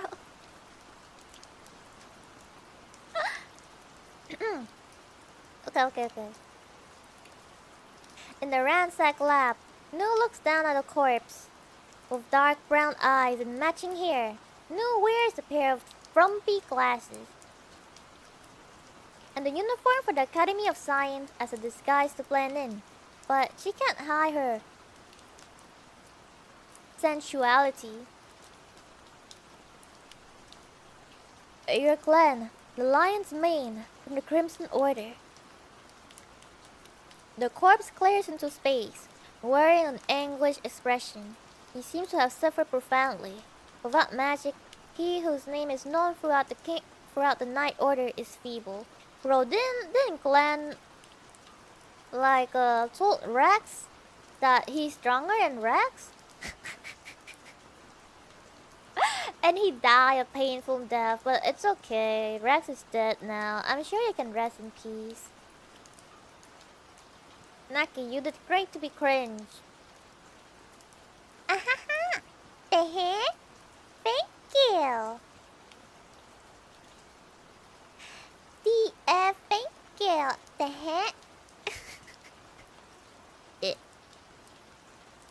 Yeah. Okay, moving on.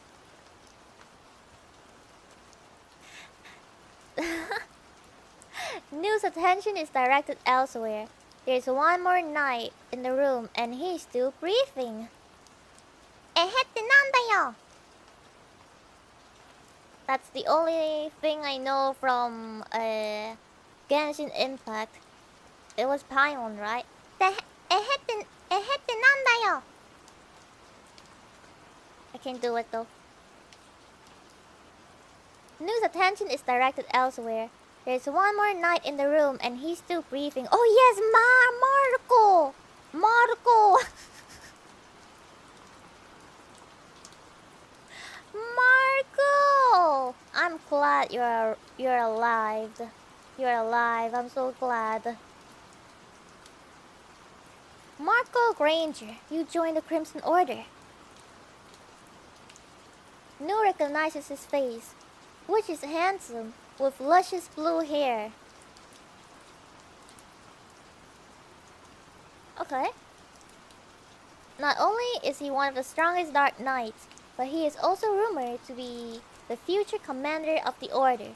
She remembers him having a strong sense of justice. Marco was supposed to be Nu's husband in their arranged marriage. They sent many letters to each other and shared dances at the ball, but in the end, he was nothing but the man her parents chose for her. She never knew how he felt about the situation, but she could never bring herself to love him. But she doesn't necessarily hate him. She may not have loved him, but she thought he was kind. She wouldn't have minded marrying him one day. She imagined that tying the knot with a respectable man would have led to a bright future. An arranged path, an arranged partner, an arranged future. Nu never used to have much of an opinion. In the past, she conformed to the values of those around her and lived as per their dictates. She didn't mind at the time, but looking back on it now, she finds that lifestyle terribly confining. As she gazes at his face, she suddenly remembers the ball. Nu Grylium smiles as she recalls showing off Marco's attractive face around it like some kind of accessory. Somehow, memories always stick with us the more we try to forget about them. What's up, Nu? She hears a voice behind her and turns. That she hasn't sensed him doesn't surprise her. She knows him by his voice. Master Shadow. She didn't notice that an average-looking black-haired boy had entered the lab. Average-looking boy.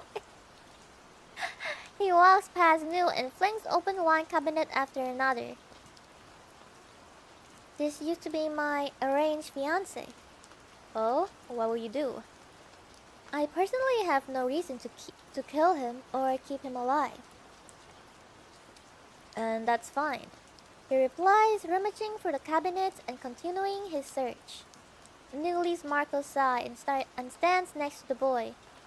Master Shadow, I know it's a bit late, but I have something to report.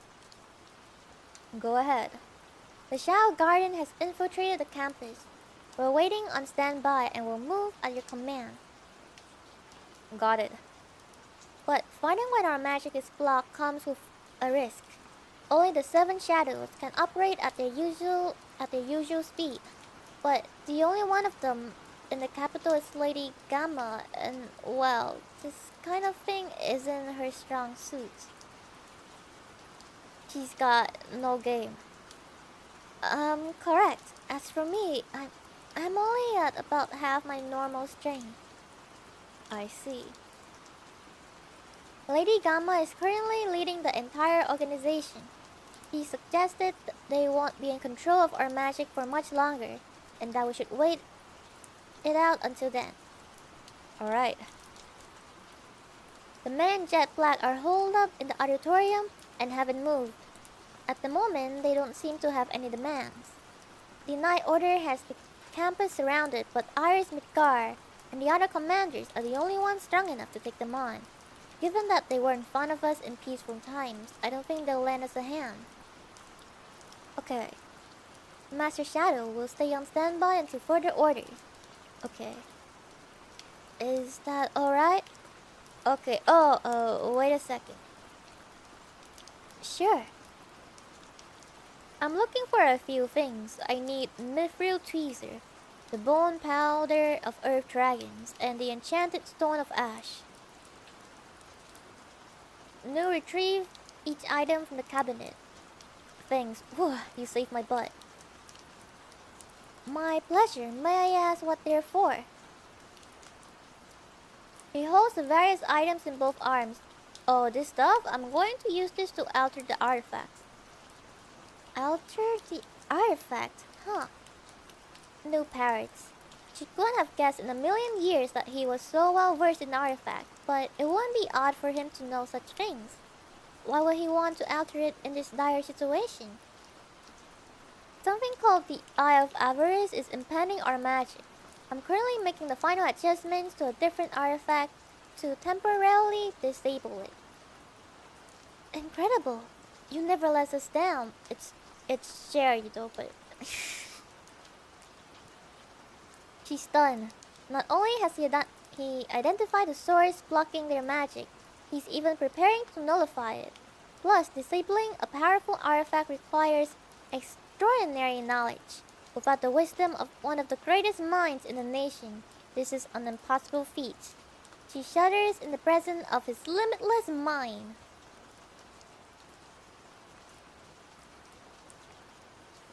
I should be done around sunset. Understood. We'll be ready to mobilize when it's complete. I can't wait. Yes. Nu watches him leave the room with his items before checking to see if her ex-fiancé is still conscious. She runs a bony blade down the nape of his neck. His breathing and pulse are normal, stable. He's alive but clearly unconscious. I'll spare you your life. Nu leaves a shallow cut in his neck and disappeared.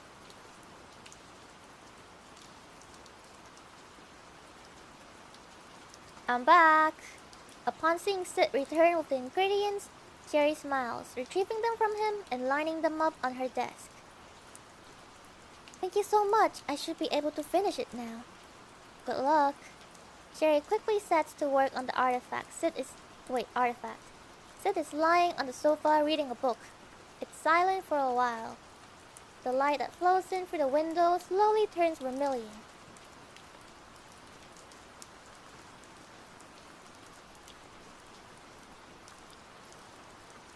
Sid occasionally gets up to go to the bathroom. When Sherry offers him medicine to relieve his upset stomach given his frequent visit, he accepts it with a complicated expression. Time passes and the sun begins to set. The red hue intensifies and the shadows grow darker. When Sherry turns on the lantern, everything becomes a shade darker outside the room. She finally approaches the end of her task, around sunset. I'm done! Sherry holds up the pendant and shows it to Sid. It's amazing.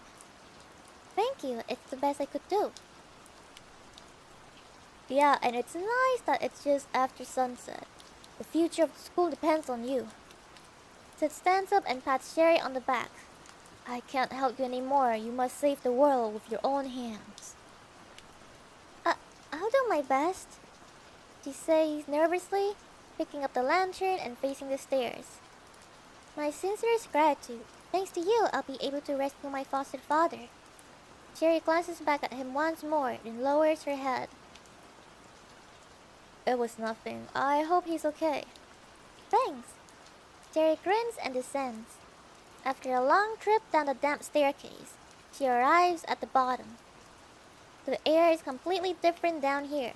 The dark tunnels are illuminated by the light from her lantern, and the paths start forking off. Gotta sleep. See you later, Naki. Bye, everyone. Good night. Thank you so much for coming. Hope you got a nice sleep.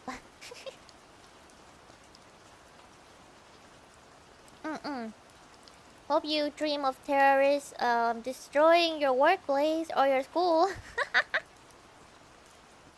That would be fun.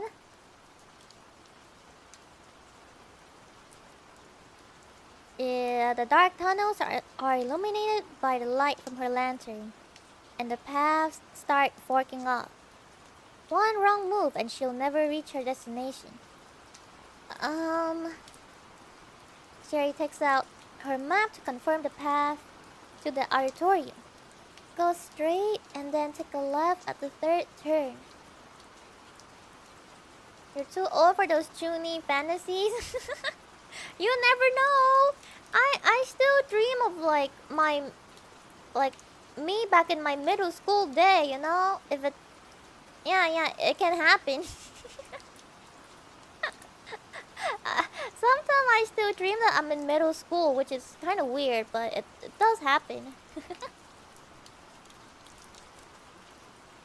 Never stop believing that you can also be chuny, even at your age. You're never too old for being chuny. I sometimes dream of my primary school. Right? Bro, I still dream of middle school sometimes. It scares me. Cause like, you know, in my subconscious I was like, but I finished university. Why am I here? Like, usually it's streams of tests and you have no idea about what it's about. Usually for me, it's like I'm dreaming that I have to attend university, but at the same time I also have to attend middle school. I was like, what? Like, I have not finished middle school yet, and somehow I'm also like studying at university. Like, dreams do not make sense. At the same time, exactly, yes, at the same time. It's like full-time university, part-time middle school, or something like that. Or the reverse, yeah. Dreams are so weird. And like, I was even stressing out. I was like, oh no, I can never finish middle school at this stage. Like, I can never finish it now. Oh no, I will never graduate middle school. You want to go back to Chuni? No, I hate middle school. I hate it. Okay. I almost finished this chapter. Let me finish it.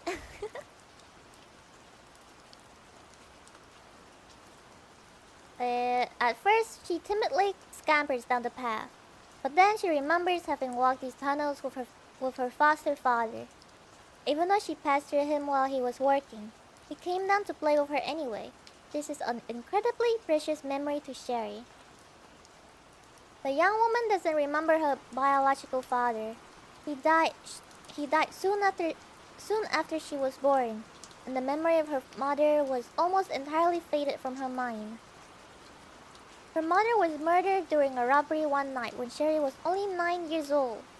Sherry remembers the black shadow she saw through the crack between the closet door. Her dreams were occasionally plagued by her mother's scream and the sound of ghastly laughter. For many years after the incident, Sherry couldn't speak. She rejected those around her, instead choosing to work on the artifact her mother left behind. As if following in her footsteps, Sherry devoted herself to research. Her foster father was her savior. He took her in, supported her research, and gave her a loving family. Through that, Sherry finally regained her voice. Almost all her memories of family are of him. Her entire life, she'd been supported by her foster father. And now it's time to repay him. I've got to keep going. Sherry walks the dark path alone. Her steps are no longer frightened or timid. It isn't long before she arrives. I think I'm under the auditorium. The single path split into many. The path to the first floor, then the middle, then up the second floor. She follows her map. Oh, she's found it. It's a small air vent running between the second and third floors. Oh no, Sherry vented! Sherry vent! She's kinda sus. Gotta hit the emergency button now. Okay, never mind, no. Forget it. While it can't fit a person, there's plenty of room for her to toss the pendant inside. Sherry furtively peers through the vent to see what's happening. Oh my gosh, she's inside a vent! She remembers Sid's words. When hiding, it's important to release the tension in the body, to breathe slowly and relax. There are hundreds of students sitting in the auditorium and a few instructors who are present nonetheless. Then there are a handful of men in black. Sherry believes all the hostages can escape once their magic is free. She's ready. He vented, yeah, but she's smart. She's staying inside the vent. She can't kill anyone, but at least she's hidden. First, she steps away from the vent and takes out the pendant. When she connects it to the enchanted stone, a white light and shining letters float in the air. Sherry tosses the glowing pendant into the air vent without hesitation. See, Sherry can kill people without getting off the vent. She's too OP. Someone nerf Sherry. Someone nerf Sherry. And that's the end of chapter 6. We only have one chapter left. You know what I realized? I'm getting slower with reading because I keep doing Zatsudan.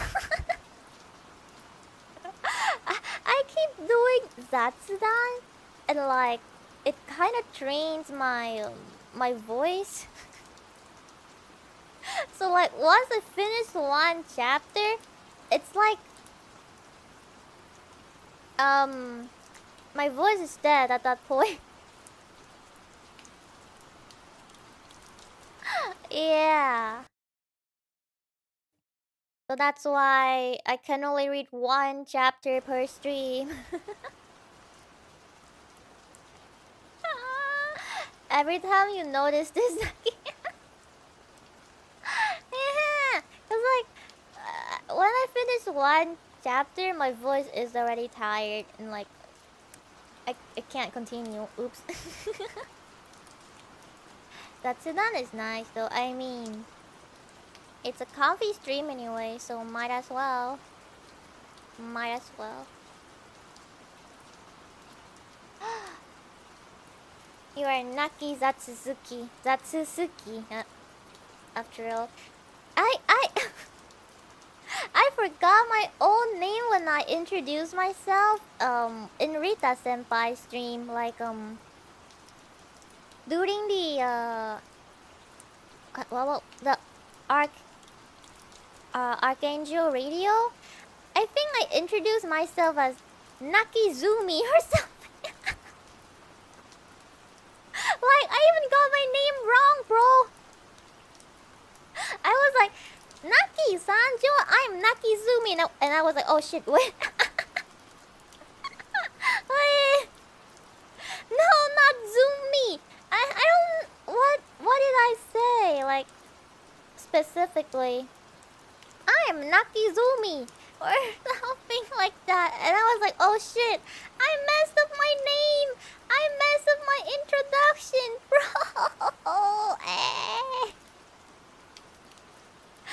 I don't know why, but maybe it's because like the Naki Zatsusuki kind of stuck in my head. So like I introduced myself as Nakizumi. Cause I don't know, I was thinking in my head like Naki Kamizuki, Nakizumi.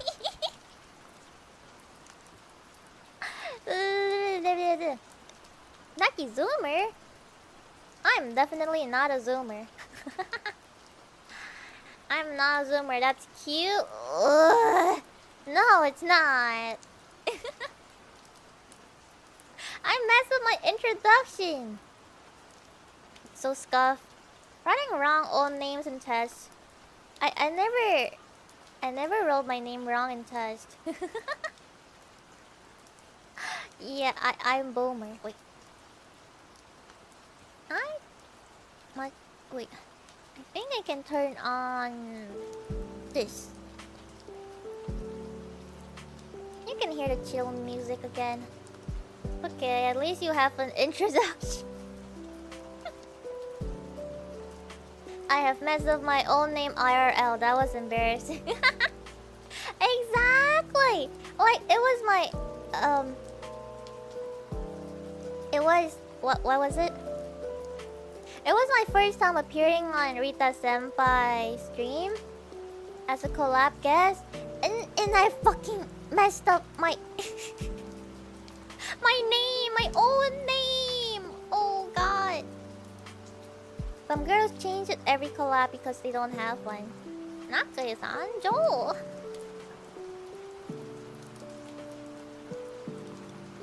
I've got my catchphrase.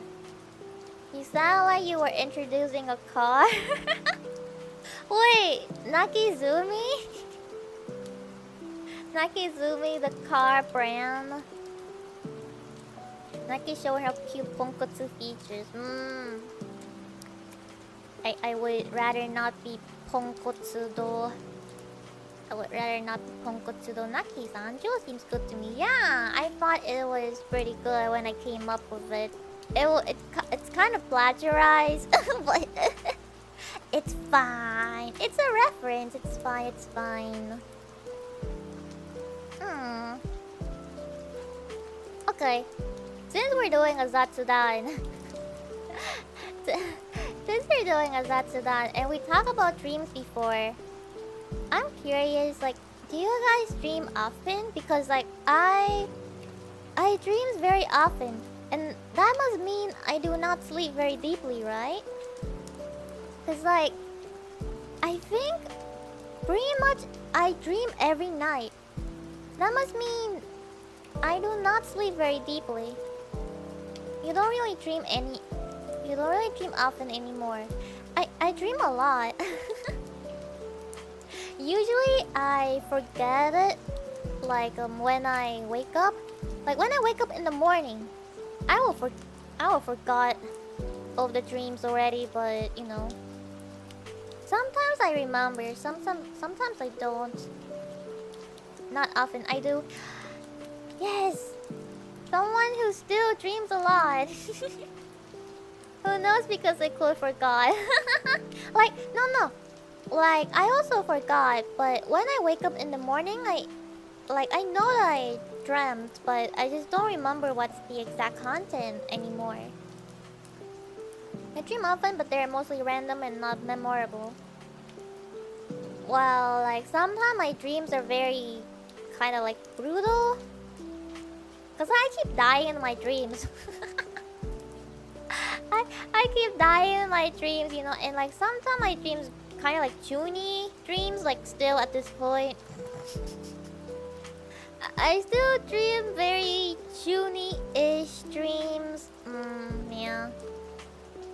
Like, let's see. Are you okay, Naki? I think I'm okay. You have very vivid dreams. Now let's see.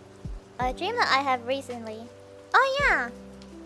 Okay, so a dream that I have recently. I dreamt that there was this lady. You know that game, The Lunch Lady? Like I dreamt that the lunch lady, she proposed to me. she was like, Naki, do you want to spend your entire life with me? And I was scared, so I was like,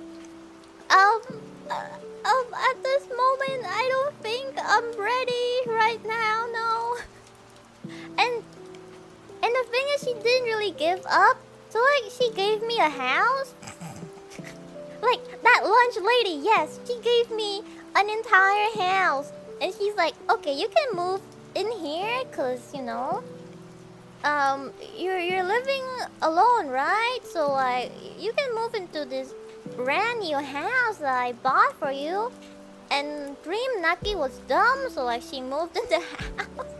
And what she did wrong was that Dream Naki also invite like 2 other friends to like live in the house with her, because she was like, yeah, this house kind of big, so I will like invite 2 of my friends to stay with me. And it was not haunted. It was not haunted. It was fine. But then the lunch lady found out, and she was like, Naki, how dare you invite other people to live in our house? And and after that, it's just exactly like the lunch lady game, where she chased me down and tried to kill me and my friends. And somehow I always hide in the bathroom. Somehow I always hide in the bathroom. And like, we ended up like running for a really long time, and somehow we ended up at the ocean. I don't know how it happens, but yeah. And we managed to put the lunch lady on the boat, and we just yeeted her out in the ocean, and we escaped. That's what happened. It was so weird. I woke up and I was like, huh? And I don't know why she has the heart for me to begin with. That was so weird. She gave me like she gave me a house. Wait, she also gave me a phone. She was acting like my sugar mama for a bit there. She was my sugar mama for a bit there. She really provided everything for me, but guess I'm not allowed to invite friends to come and live with me. Your brain wanted a headcanon, a backstory for lunch lady. Maybe it is the official backstory for lunch lady. That's why she's chasing other students, not because she doesn't want them to like steal the test answer, but because, like, you know, she's in love with one of them and they betrayed her, and now she wants revenge.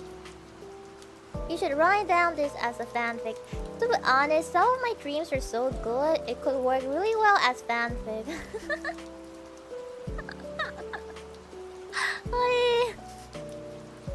The dream Naki sacrificed the friends? No!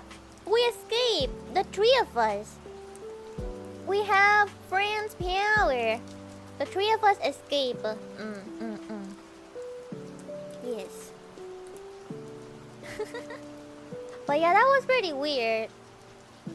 That was really weird, but it was kind of funny.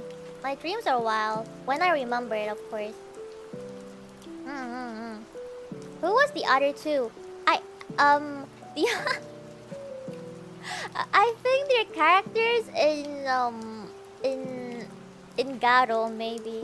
I don't remember, but I'm pretty sure they're not my IRL friends for sure. They're characters in movies or something. Like I think it's character in Garo. Like, was it a one-time dream? Yes. I used to have dreams that were so convincing that they caused me to be late to the meetings and even the holiday ones. You do watch Garo? Yeah, I watch Garo. They don't protect you. We just run away. I guess in Naki verse, they are useless. The Golden Knight, yes, Garo. The tokusatsu show, by the way, not the anime. The show. Right now I'm watching Yamitera, the season 3. I've seen the first 2 seasons, but I have not finished Yamitera yet. I'm still watching it, but really slowly. It took me 1 month already and I have not finished it yet. I think I'm on episode like 20-ish of Yamitera. Yeah. It's good, but when there's no Ray, Naki watching motivation kinda decrease a bit when there's no Ray. When I was Junie, I always dreamed that I got killed by anime characters, but not anymore now. But you don't dream that you are like friends with them, but you dreamt that they killed you? Do you ever have dreams that feel so real that you wake up questioning if it was really a dream? Yeah, like whenever I dream that I was like late for school. Or like when I dream that I'm preparing to like go to work or go to school. That actually happened. And like I woke up and I was like, wait, didn't I like dress myself and like brush my teeth and eat breakfast already? Why am I still in bed? What? Wait, what? I thought I did all of that already. Sheesh. Why am I resetting? Back on the bed. Yeah. Those walls are so annoying. Yeah, I woke up confused. Like, wait, what? I thought I'm about to leave the house. Why am I still on the bed? And like, I have to do everything again. Sometimes I feel deja vu. I'm not sure if it's because of a dream or not. Sometimes, like, I dream that I eat, like, I don't know, a certain food in my dream. And then, when I get to eat that food, like, IRL, I was like, deja vu. I feel like I have eaten this before, but not, like, actually eat it, but in my dream, you know? So...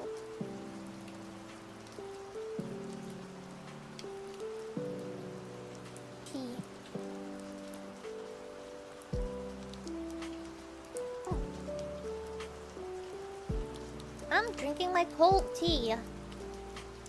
You know, like I like this rose tea a lot because it also tastes good even when it's cold. And you know, when I'm streaming, eventually, of course, the tea gets cold and I still want to drink it. I still want to finish it. This is why I always drink this rose tea. Cause it tastes good even when it's cold. So it tastes good when it's hot and cold. Cause like for example, like jasmine or chamomile tea, when it's cold, it tastes like shit. It tastes so bad. Especially jasmine tea. It just tastes sour and like not good. It tastes so bad. Yeah. So I only drink those tea when I know that I can finish it while it's still hot. But when I'm streaming, I want to drink a tea that also tastes good when it's cold. Yeah, rose tea. Coffee at night? I don't like drinking coffee that much. I mean, I think it's nice. I used to drink it every day, but it's like half coffee, half milk. Cause I'm baby. I love milk. It's mostly milk and like not a lot of coffee. But I usually do not sweeten my coffee either. So it's like coffee, milk, no sugar. Favorite is silver needle tea or genmaicha. That sounds so fancy. I don't think I have ever had it before. Genmaicha? That sounds so fancy. I wanna try it. wanna try it. I used to really like going to tea room because I can drink all the fancy tea. Because when I'm at home, I just drink tea bag tea. Just tea bag because it's convenient. I'm too lazy to brew tea for my own. I'm Brit. My usual drink is black tea with a bit of milk. Oh yeah, like black tea, like those English breakfast tea, or like is Earl Grey tea black tea? They do taste good with milk. Milk and sugar. Genmaicha is green tea with roasted rice. Roasted rice? Wait, it? Roasted rice. You make a pot of only 1 cup when you make tea. Only 1 cup. Like, I use tea bag after all. I have way many teas. I also have a lot of teas. I have wait, actually right now I don't have much. I have peach tea, I have this rose tea, I have the jasmine tea, and I have a tea that I do not know what it is. It says green tea, but like I think it's like flavor green tea. What flavor? I'm not sure anymore because I threw away the box. I threw away the box and like I just shoved like the individual package in like 1 box, you know? I don't know what it is anymore. You have 20? Okay, you have way more than me. I think I have like around around 8, including like loose leaf, but like I do not drink it a lot. Only in like special occasion when like there are guests coming, then I will brew tea. But normally I just drink tea bag. Earl Grey is black tea with bergamot. Ooh. What is bergamot? Wait, bergamot? In Southeast Asia, we use a lot of condensed milk, not use much fresh milk. I love fresh milk. Cause like, isn't condensed milk like sweet? I don't like my tea sweet, to be honest. I like plain tea. Bergamot is a citrus fruit. Bergamot? Wait, let me look it up. Bergamot? I have never... Or, what? It looks so weird. Why is it crinkly? It looks like lemon, but very crinkly. It looks like... Wait. It looks kind of funny. It looks like your skin when you spend a long time in the bath. It's related to orange. It looks so crinkly. Crinkly? Looks like lime. Yeah, it does. It does look like lime. I have never seen it before. Otsunaki, it's 2:30 a.m. for me. Thanks for a comfy reading with cringe side stories. Thank you, Jitrixin. Good night, Otsunaki. Oyasumi. The oils are what gives Earl Grey that fruity aroma. Condensed milk on bread, chocolate, drink, coffee. Oh, chocolate drink.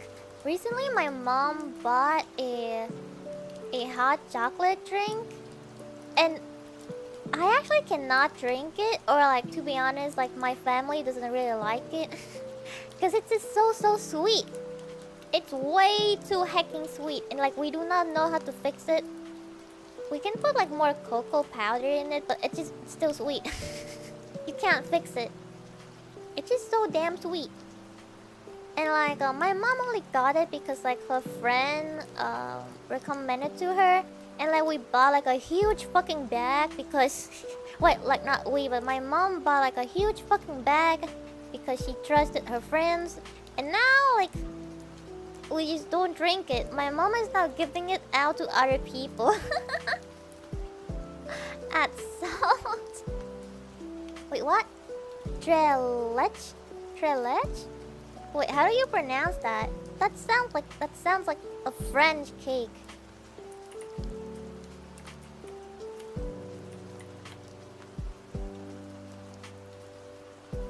Oh wow, it looks good!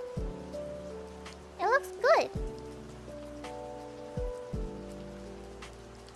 I like cake that has like strawberry on top. Yum yum yum. Now I'm hungry. I'm hungry now. You could use it in bacon, maybe. Baking. It's specifically for drinking though. And then we already have like a chocolate powder for baking. It's different. It's a South American cake. It uses whole milk, evaporated milk, and condensed milk. That's a lot of milk. That's a lot of milk. You have leftover ice cream cake? Oh my god, I love ice cream cake. I love ice cream cake. I used to remember when I was like smaller. Whenever it's my birthday, I want my mom to like order like a Baskin Robbins like ice cream cake for me. Cause I love Baskin Robbins ice cream, and I also really like ice cream cake. So yeah, I was like, I want it for my birthday. It's a special occasion. I would have like a small one, but that's enough. I wish I could teleport to you, man. I wish.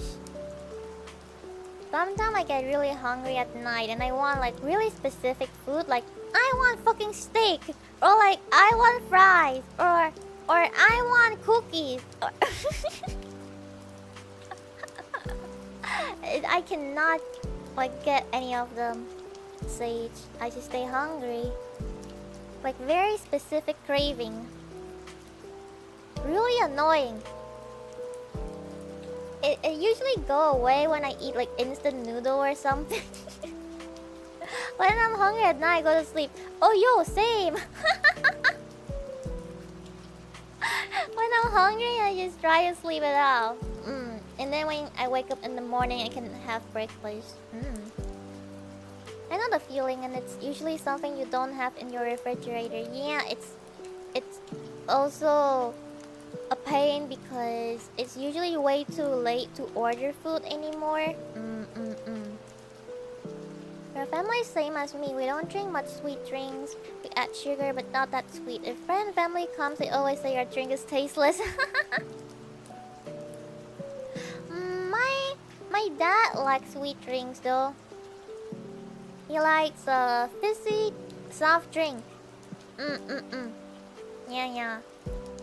I hate it. I hate like fizzy soft drink, cause like I can't drink fizzy drinks.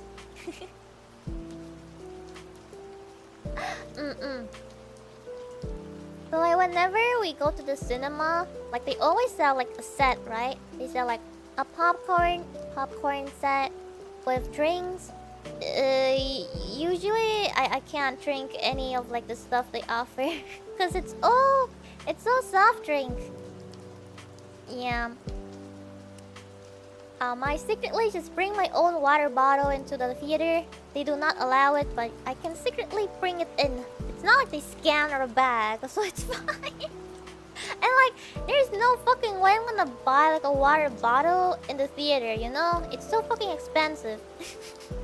I'm not gonna buy water. I'm just gonna bring my own. Literally me, I'll open my delivery app and realize it's still 8 hours away from opening. Yeah. I mean, we have like snack place that like still open till like very late at night, but usually it's not stuff that I wanna eat, you know? And so also it's a pain to like go down and unlock the door, cause like my house like we lock everything up at night, of course. So like it's a pain to like unlock and lock everything again. I'm lazy.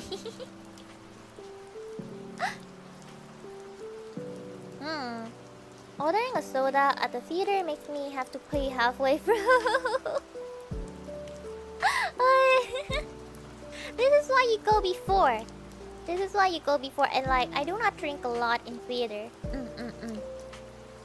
It's mostly eating whatever they have, like nachos, popcorn, whichever. Do you guys like sweet or like salty popcorn? Oh yeah, we have like cheese popcorn here. It tastes so fucking good. I love those cheese popcorn. They're the best. But otherwise, I actually prefer like salty popcorn and not the sweet popcorn. Although I can never finish the popcorn package that they sell. You like hot dog because it's quieter. Salty is better. Ooh, nice. Yeah, I like salty as well. Caramel popcorn. Have you tried a caramel popcorn? That is good. I have. I still prefer like the normal salty popcorn. Cause I don't like the sweet popcorn flavor, I guess. Well, hot dog is good, but like I finish it way too fast. I want something that can last me for the entire movie, you know? Are you one of those people who eat tiny servings? Yes, I am. But usually, well, every time I go to the theater, it's always with someone, like with a friend or with family. So we just order like one, like medium bag, and then we all share it. Butter or no butter? With butter! Love butter. Thank you, Matteo, for the popcorn super sticker. Oh, thank you. Thank you, Matteo, for the hot dog super sticker. Too much sweet makes you kinda like dizzy. I have that when I drink like bubble tea.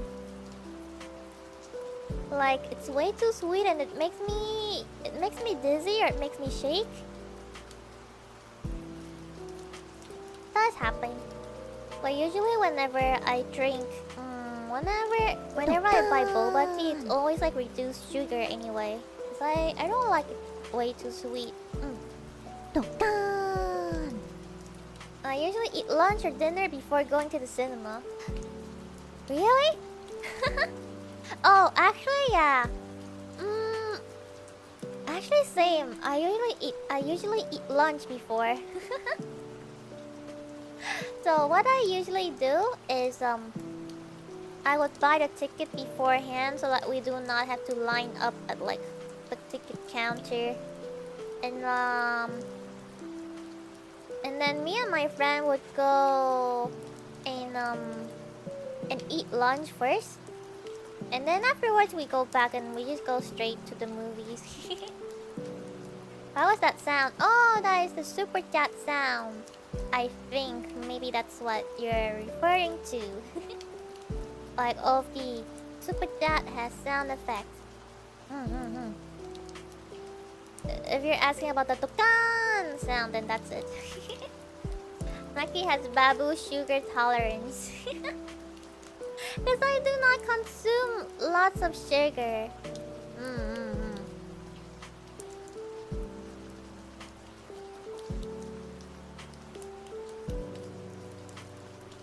Long time ago, I saw some family buy popcorn for their children. The small one throw the popcorn on the floor. You wanna eat the popcorn on the floor? Hey, what's stopping you? 5-second rule, right? Nachos are good. I love nachos.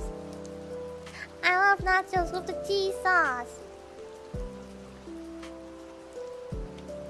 No chocolate either, or is bitter chocolate good? I like bitter chocolate.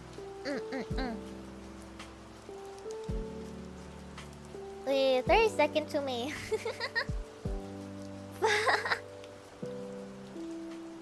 Five-second rule.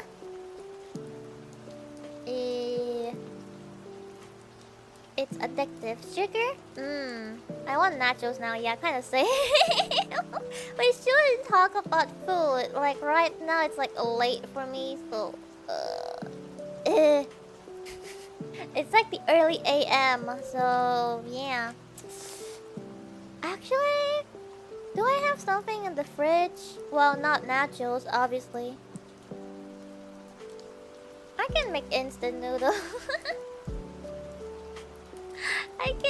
I can make my instant noodle. I can make my Indomie. I'm always like kind of conscious, like going down and like frying an egg or something at like 3 a.m. Cause it's kind of noisy. It's kind of noisy with like with the let's go, like we use an induction plate, so it's like it's kind of noisy.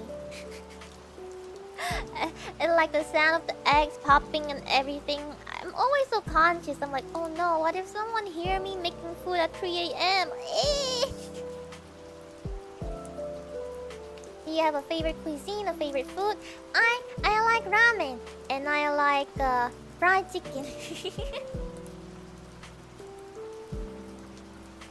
I do it exactly the same. I try my best not to make much sound. Yeah, but like I have to boil water. Yeah, I know it beeps a lot. It beeps so much. The induction plate. It just beep beep all the time. Like shut up. Like once you remove the pan of the induction plate, it will beep.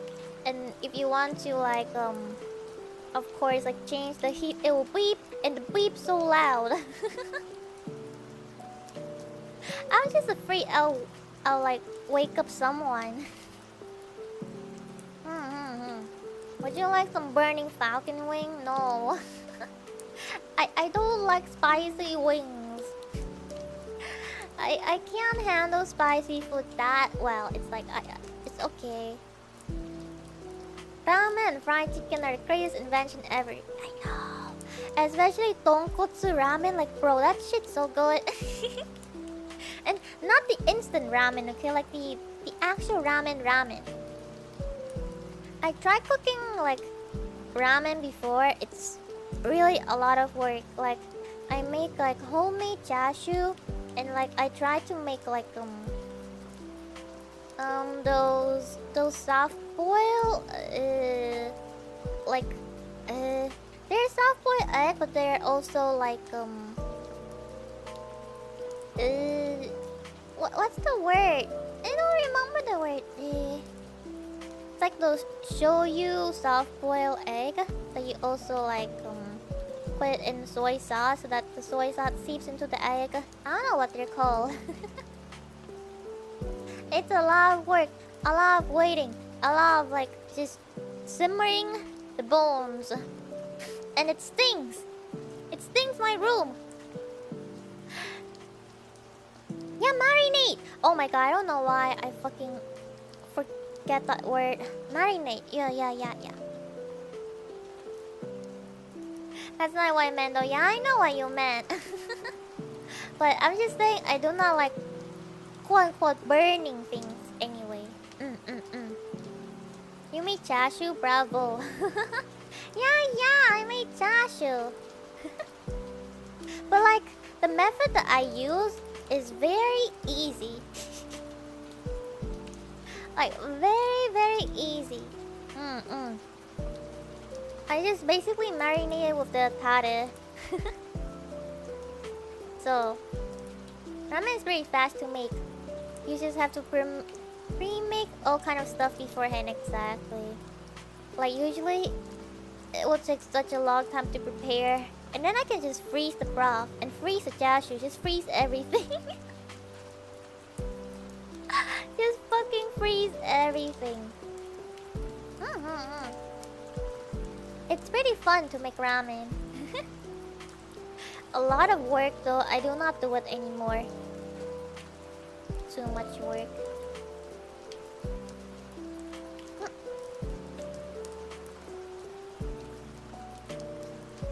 Oh, now I want ramen as well.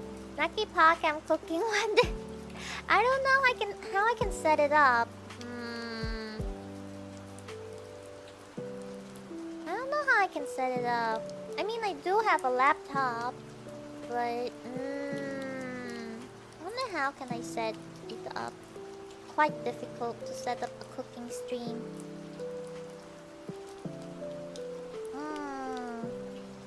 I don't even know where to put my mic.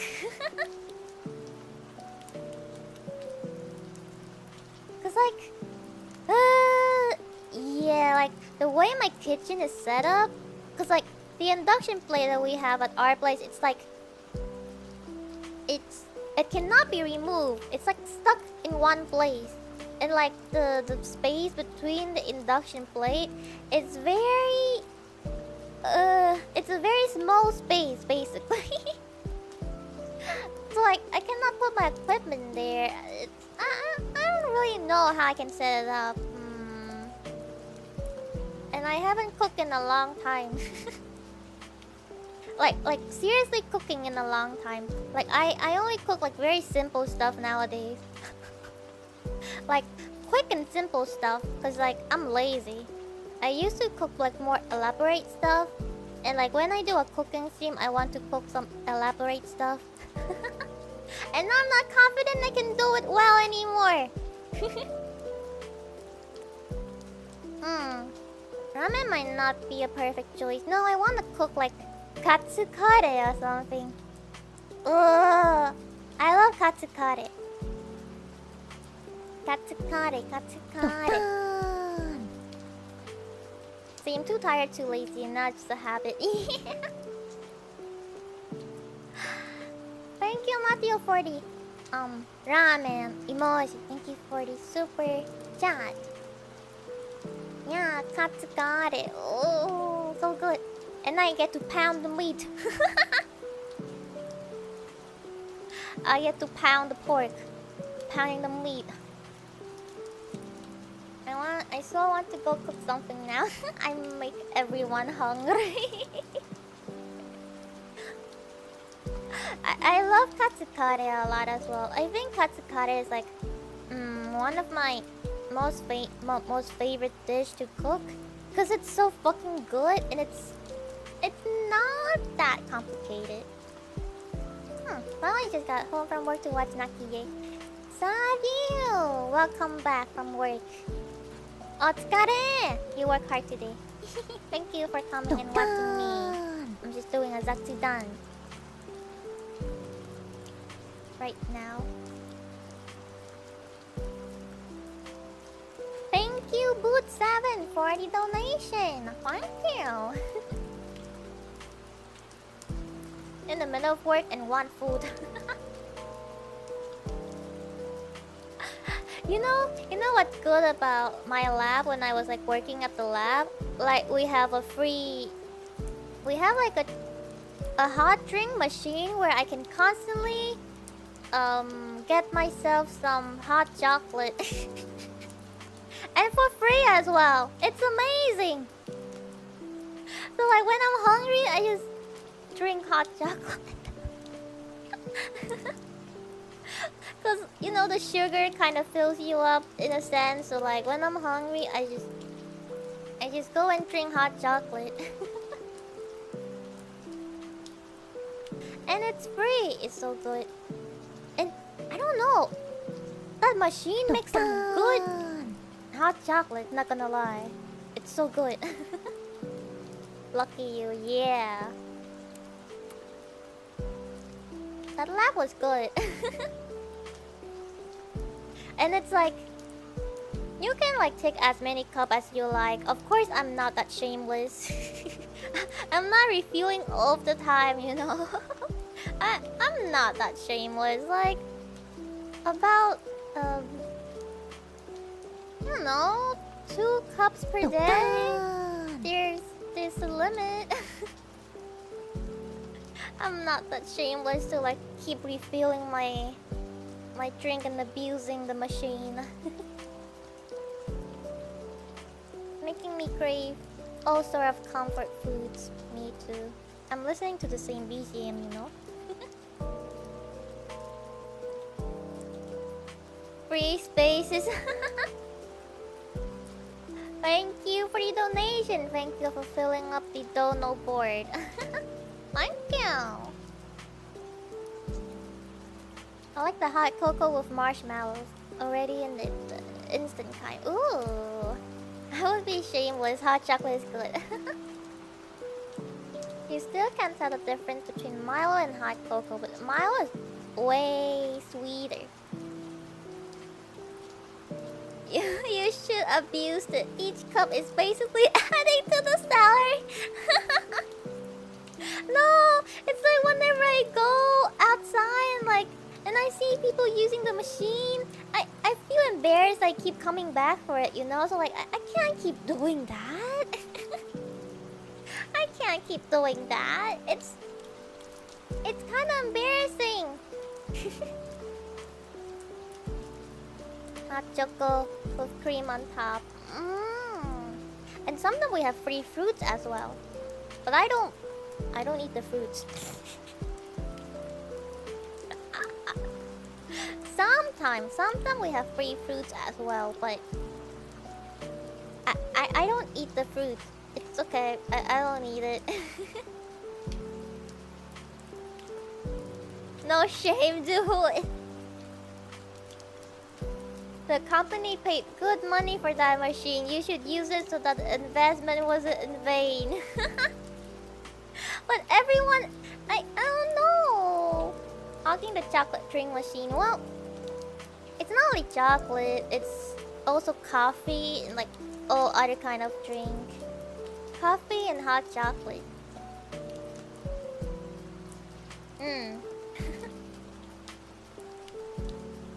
Yeah. It does make very good hot chocolate though. They have a lot of drink on that machine actually. Yeah. Hot chocolate and like there's like really specific drink. That I can't remember the name anymore. And all kind of coffee as well.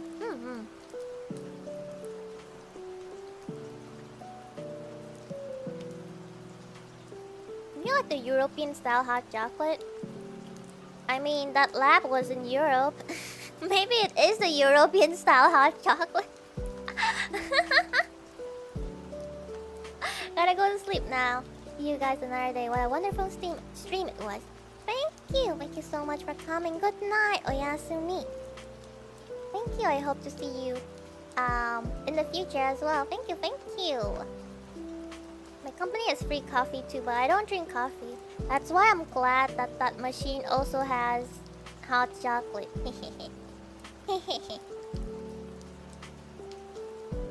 It's from the machine. It's not the kind I'm talking of. Is it specific? Is it called European style hot chocolate? I drank like hot chocolate when I was in Europe, especially in winter, and like even at coffee shop. But I don't know what is European style coffee shop. Is hot chocolate. Really thick kind, like melted chocolate in your cup. Wait, I think I have it before then. I remember there was like this shop. It only sell like chocolate related stuff. And it's so fucking good. Like they specialize in chocolate. So like they would sell like all kind of chocolate, and they sell like chocolate drinks, and you can choose like what kind of like chocolate you will mix in like your cup or something. It's super fancy. That's the one. Yeah. Oh my god, it was so fucking good. It's so damn good. I love it. I love that store. It's my obsession. Oh, so good. I missed it. It's really popular in Spain, France, and Belgium.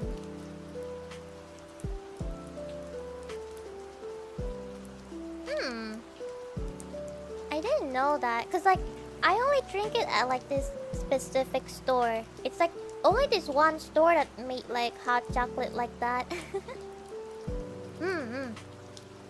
And like, I just have it. and also have a waffle with some ice cream. Oh, so good. Food Tatsudan is dangerous, hungry, Yamito. It's more dangerous for me, okay? Because it's so fucking late for me. I cannot get food anymore. Okay, it's been 3 hours. Zatsudan is fun though. Maybe because I've been watching like a lot of VTubers Zatsudan lately that I felt very inspired to do Zatsudan. Does that make sense? No, it doesn't.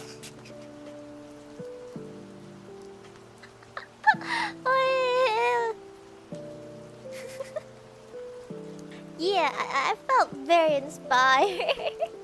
there was this VTuber that do like Zatsu of like the random wheel, you know, like the wheel that Aoi Senpai use or like the wheel that I use. So basically they would spin the wheel and they for a topic for Zatsu, you know.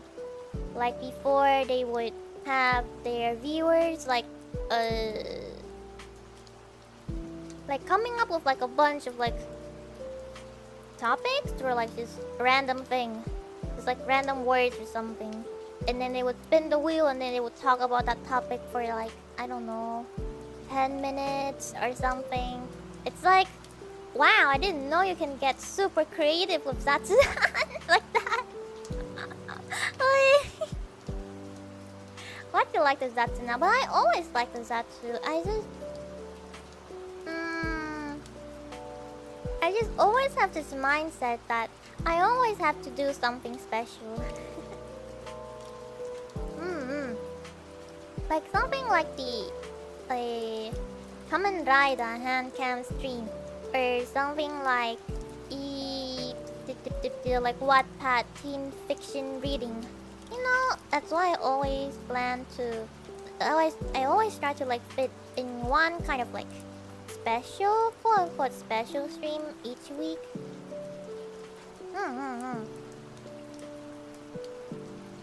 I like Wikipedia jumps and like Luto stream. That was really fun. How fast can we reach Booba?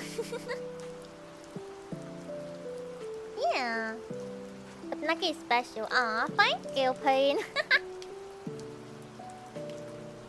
Thank you. Just hang out with you is special enough.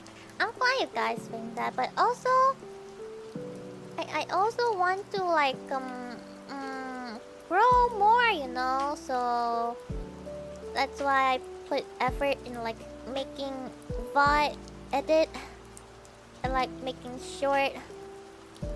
That's also like one of the reasons why I'm worried that when I start my job, I cannot do like all of these things anymore, or like I can only choose to do like a selection of it. Like I have to choose like which one to do and which one to not do. I cannot do all of them anymore. So right now I'm putting in all of my effort to like grow my channel, but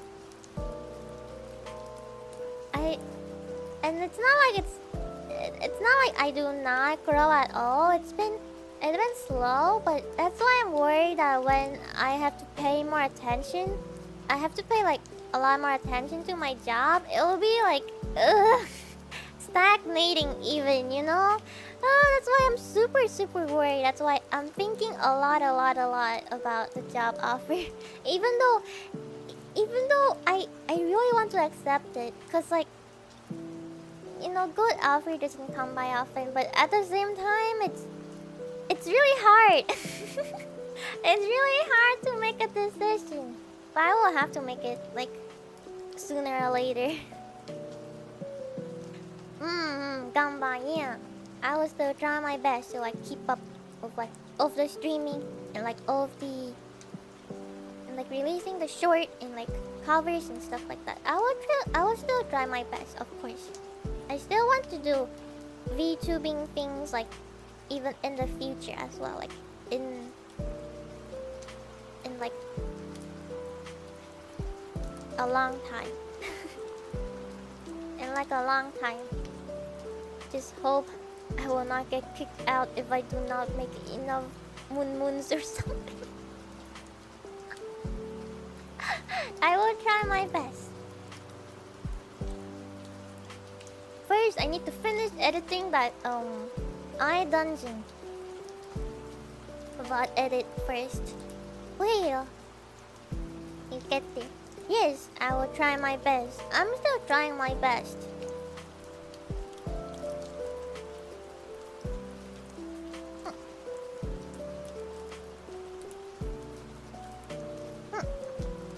If it comes up, take it. We'll support you no matter what. Ah, thank you. You're always so supportive, Demon Warrior. Thank you. I support you no matter which decision you choose. Thank you, thank you. You guys are so sweet. You guys are so sweet.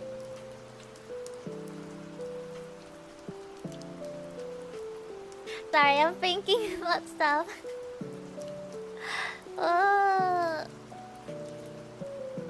To be honest, like Prism really has like really nice chat, you know. Like really nice watcher. Like I'm always amazed by what Prism Court do for the Asian. It's like insane. it's like insane, like the amount of love and support you guys give to like of the Prism Asian, like bro. Like so dedicated, you know. Not too much bonking needed. Yeah, only like some weird people here and there. Always be here for you, Naki. Thank you, Lava Garden. Thank you. But to be honest, it's not like you guys always need to be here for me. Cause like, you know, I used to also like a lot of VTubers that I thought that I would support them forever. But you know, life happens and like I stopped watching them. So I would understand like if you know life happens and why the hell am I getting sad? and like, you know, you guys might have to like stop watching stop watching my stream at some point. But you know, I think I will miss you. I will not admit it, but I will miss you. Cause I do remember my regulars in chat, you know. It's like, you know, of like that VTubers that I like, that I start watching sometimes.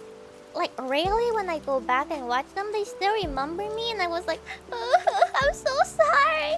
I'm so sorry I stopped watching you. Cause like, I got busy with like school, with like work, and I also became a VTuber. So like, oh.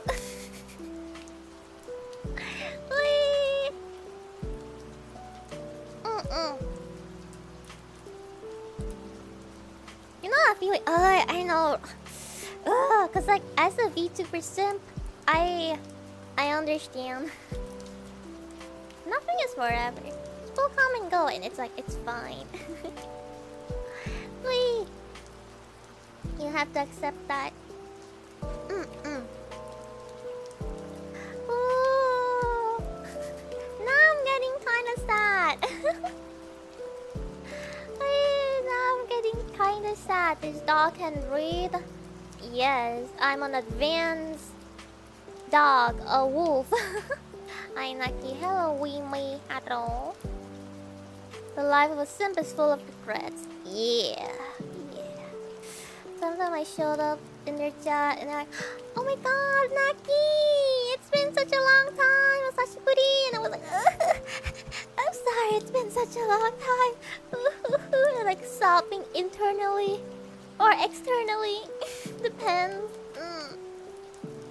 Streaming is hard work. I'm surprised some VTubers work full-time and part-time jobs separately. Yeah, I know, right? It's insane. It's insane. But, yeah. Like, with the fan fiction, remember That fanfiction I mentioned at the start of the stream, like the Hololive viewers ex-reader fanfiction. That one, it depicts streamer like, oh yeah, we just get ready for stream like 5 minutes beforehand. Yo, bro, that doesn't fucking happen. At least if you put an effort in your stream, you don't fucking prepare for stream like 5 minutes before. At least when you're streaming on YouTube, it's like you have to fucking make thumbnail, and if you have collab, you have to like meet up like at least 30 minutes before to do like sound check and like tech check, and like, bro, we don't. With some stream, like with hand cam stream, it takes me like 1 day to like set up. Like at first, it takes me like 1 day to set up the camera and the lighting, whatever, yeah. And even with like a Wattpad reading stream, I also have to look up the fanfiction before, so it's like it's not really like 5 minutes before I turn on my PC and I stream, bro. That's why I read that fanfiction and I was like, this is so fucking funny, because this guy 100% never streamed before, or like he's probably a streamer on Twitch that has like 1 viewer because he doesn't put in enough effort in his stream or something. Wait. That's a lot of work for hand cam. Yeah, cause like when I first started like setting it up, I don't know where to put it even. That's why I dropped the camera. Cause like I was trying to put it in like I don't know how to position the camera, so like that's why I dropped it. You should try that one time. Just start a stream in 5 minutes, bro. It's not even enough, because I need to fucking start like super chat reader, and then I need to like paste YouTube links, and then I need to announce my stream. It will not happen in 5 minutes. I will not make it. I will 100% not make it if I start 5 minutes before. I'm not that fast at setting up.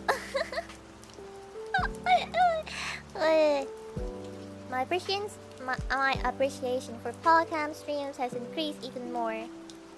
Yeah, well, the first stream like takes the longest to prepare, to like set up, and then afterwards with the common diary one, it takes time because I need to confirm with manager-san. Cause like I stream for manager-san, so like she can tell me like which one is like super reflective, because like sometimes when I look at like when I look at OBS, I can't really fucking tell if like you can see anything or not. So like it takes a bit of time for manager-san to like check, but that's okay. Maybe I'm just being way too careful. But it never hurts to be too careful, you know. I need to make sure it does not scuff. The super chat reader did scuff in that stream though. It was really weird. It was the one-time thing. It never happened like afterwards. Weird. Weird.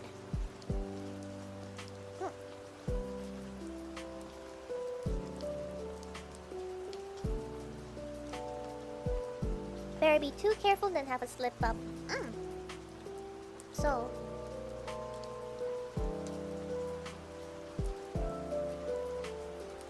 when I talk to my staff, I have remember how the have VTuber do what they do. It's hard. Honestly, VTuber is really idle business.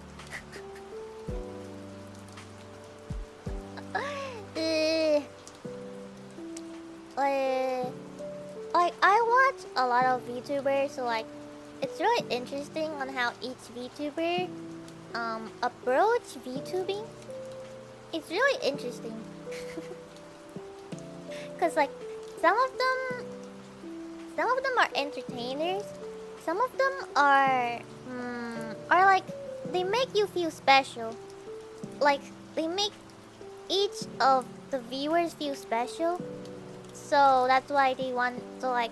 That's why the viewers keep coming back and like keep watching their stream. So like they are good at maintaining an audience. GFE, yeah.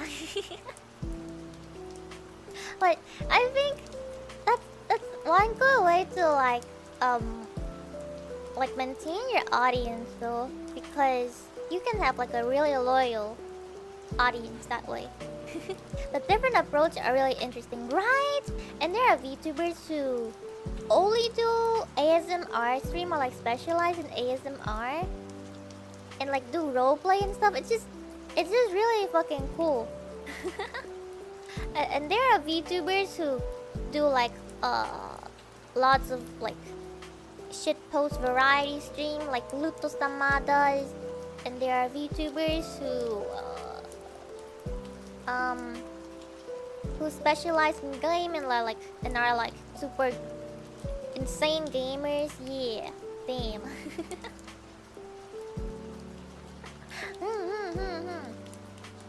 So at least for me, I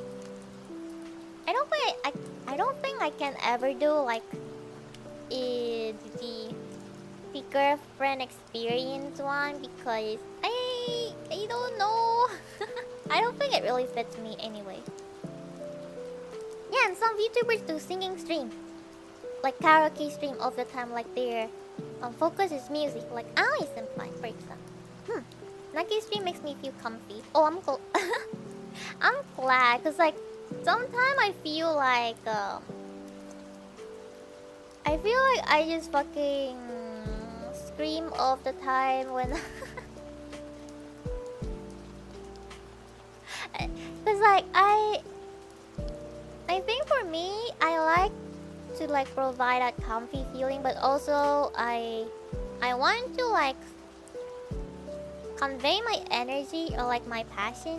So you did a good dating stream, yeah, but it doesn't really count as dating. It doesn't even count as dating. It was so fucking weird. Not that much screaming in this stream, for example. Well, this stream is different. It's a reading stream. I never scream in reading stream. Well, actually, wait, I do, but not this one. Not this one specifically. Comfy Gremlin, yo, that's what I aim for. That's what I aim for. Like when I was doing like the Kamen Rider hand cam stream, it was not like super comfy. It was just me being so excited. You not convey your enthusiasm really well when you get excited. Ooh, uncle. Thank you. Didn't we do several dates? Yeah, only two. But like, it doesn't even count as like actual date. I don't know. It was like 80% me shit posting anyway. Like with Naki showing up with like ugly ass makeup, and like there are a bunch of Gen 4 members in it, or like all of Gen 4 in it. Like non trying to sell us like love potion that's actually water, or like Sumi killing chat. Yeah, it's just so fucking weird. I don't think it counts.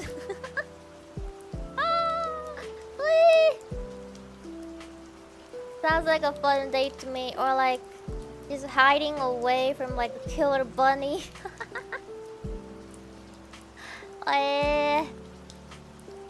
Those streams were so good.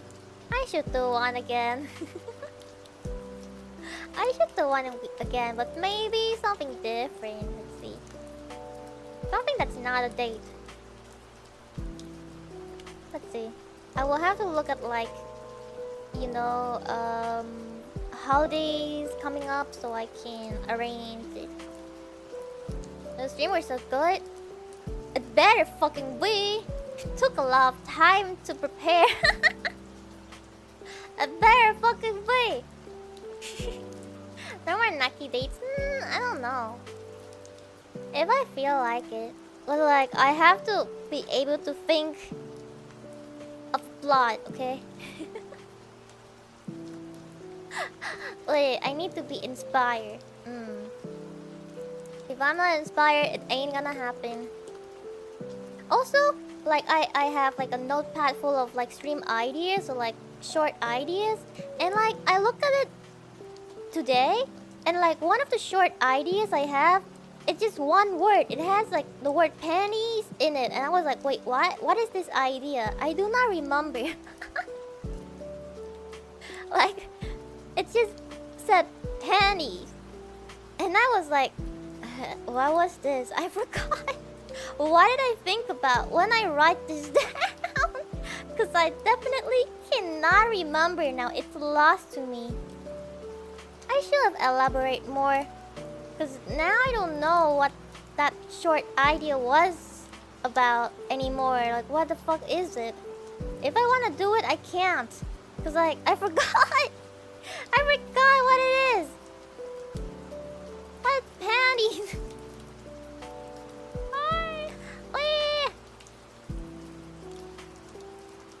Yeah, I don't know what that was.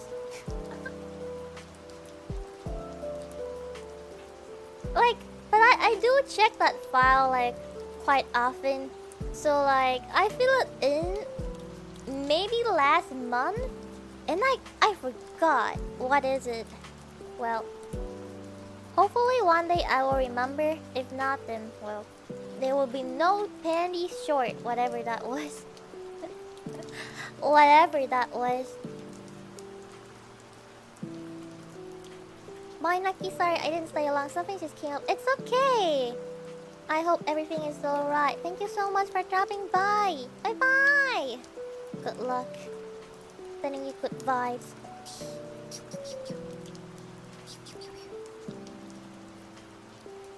Okay, I will read super chat now.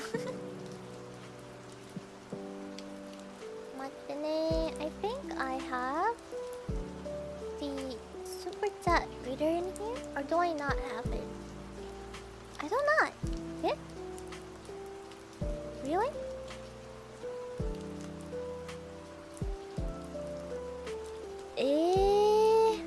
I don't. Oh, I guess I don't. There are going to be theme dates in the future, maybe. Maybe.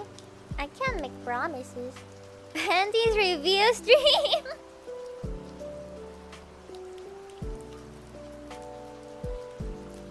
Wait, what if it is? What if it was? What if that's what I was thinking of? I don't know. Hey. Okay. Ashes has scrambled eggs, cup of cheese, and breakfast sausage. All that talk about food made me hungry. Now I'm hungry as well. Thank you, Tony, for your super chat. Super chat, arigato. Thank you, Mateo, for the super sticker. Thank you, Mateo, again for the super sticker. Thank you, Mateo, again for the super chat and emoji and ramen emoji. Thank you, Boot7, for the donation. Thank you, Free Spaces, for the donation. Thank you. More Naki singing? Oh god. I feel like every time I schedule a karaoke stream, it's always so scuffed.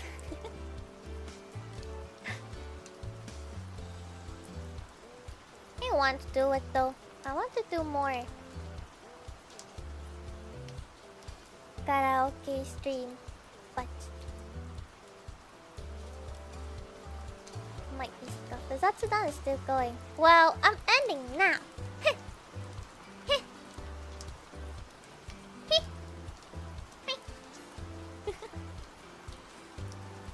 Scuff karaoke is what brings in viewers. But don't you prefer to hear like someone who's like better at singing? Maybe I'll schedule a karaoke next week then. Maybe I will. Maybe I'll schedule one. Next week I have a collab with Nanachi. Oh wait, Nana Mona from Verse N. I'm not sure if you know her. I also like showed up on her stream from time to time, or like I was just lurking.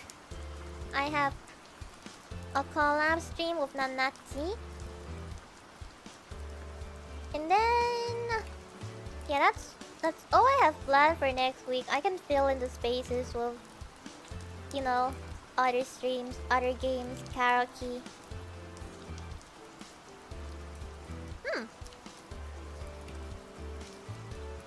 Do you go to karaoke with friends who are only good at singing? Wait!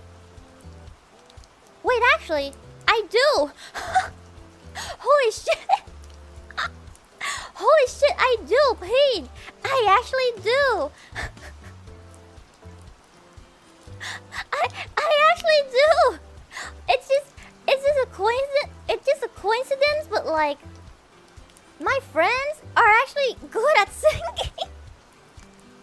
My best friend is really good at singing, and like other friends that I went to karaoke with, like I don't know, like it's a coincidence, but they're also fucking good at singing. It's insane. Now that you said it, I never realized this before.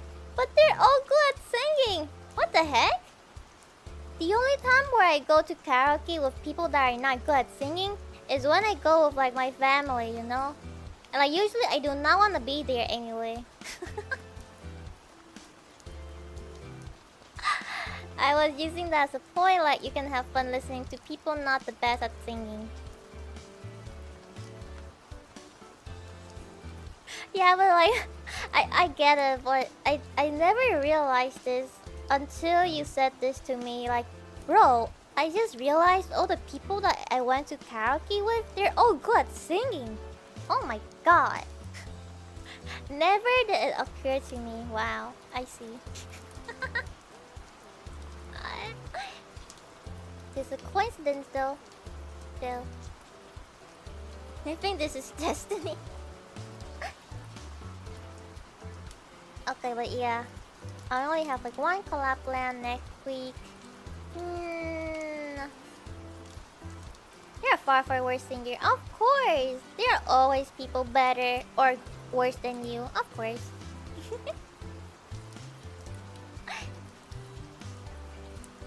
Wait, half the fun is in your song choice and you're just enjoying it, not about technical sing skills.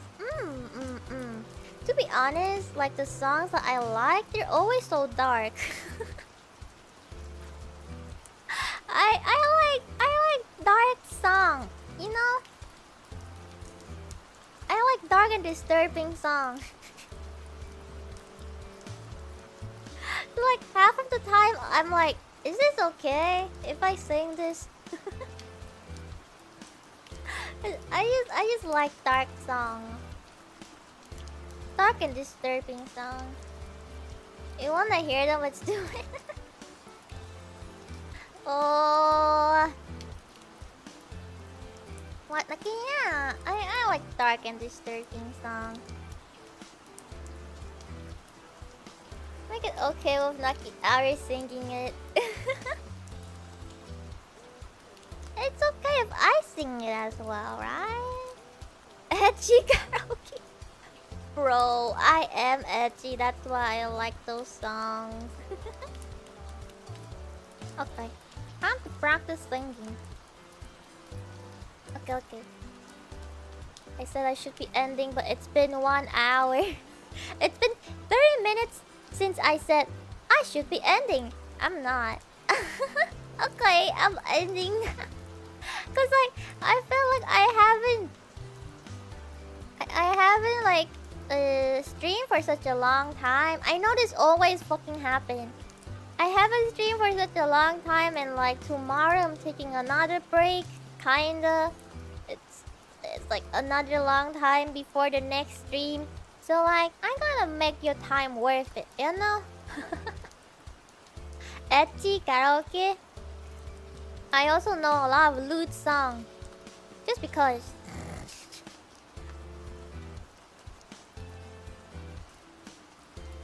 I remember back in the days, I keep listening to like songs like なんだったっけ?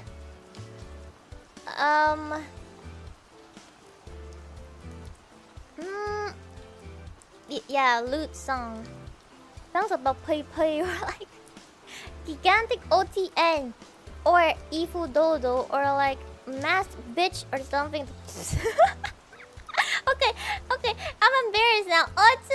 Otsunaki! Otsunaki, my next stream! My next stream is... what is my next stream? What? Wait. It's...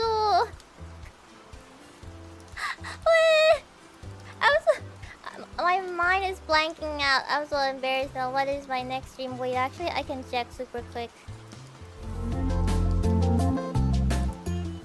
Yes, Pony Island. My next stream is Pony Island. I'll be playing it for the first time. It's supposed to be scary, and I'm not good at horror games. So if you wanna see me suffer, or like if you wanna see Naki who's not good at solving puzzle, you can come and watch it. Otsunaki! Awooga!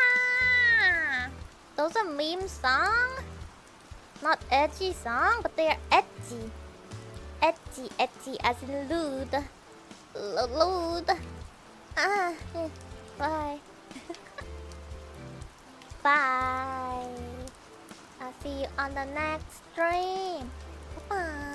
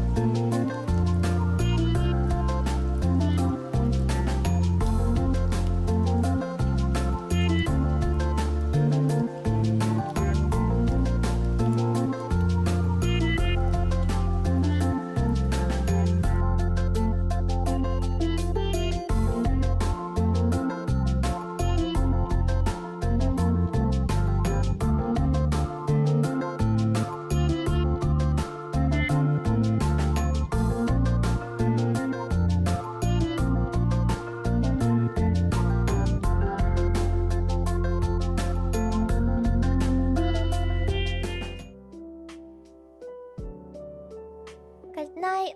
And if you're just starting your day, I hope you have a nice day. Bye bye. Let's meet each other again. 2, 3.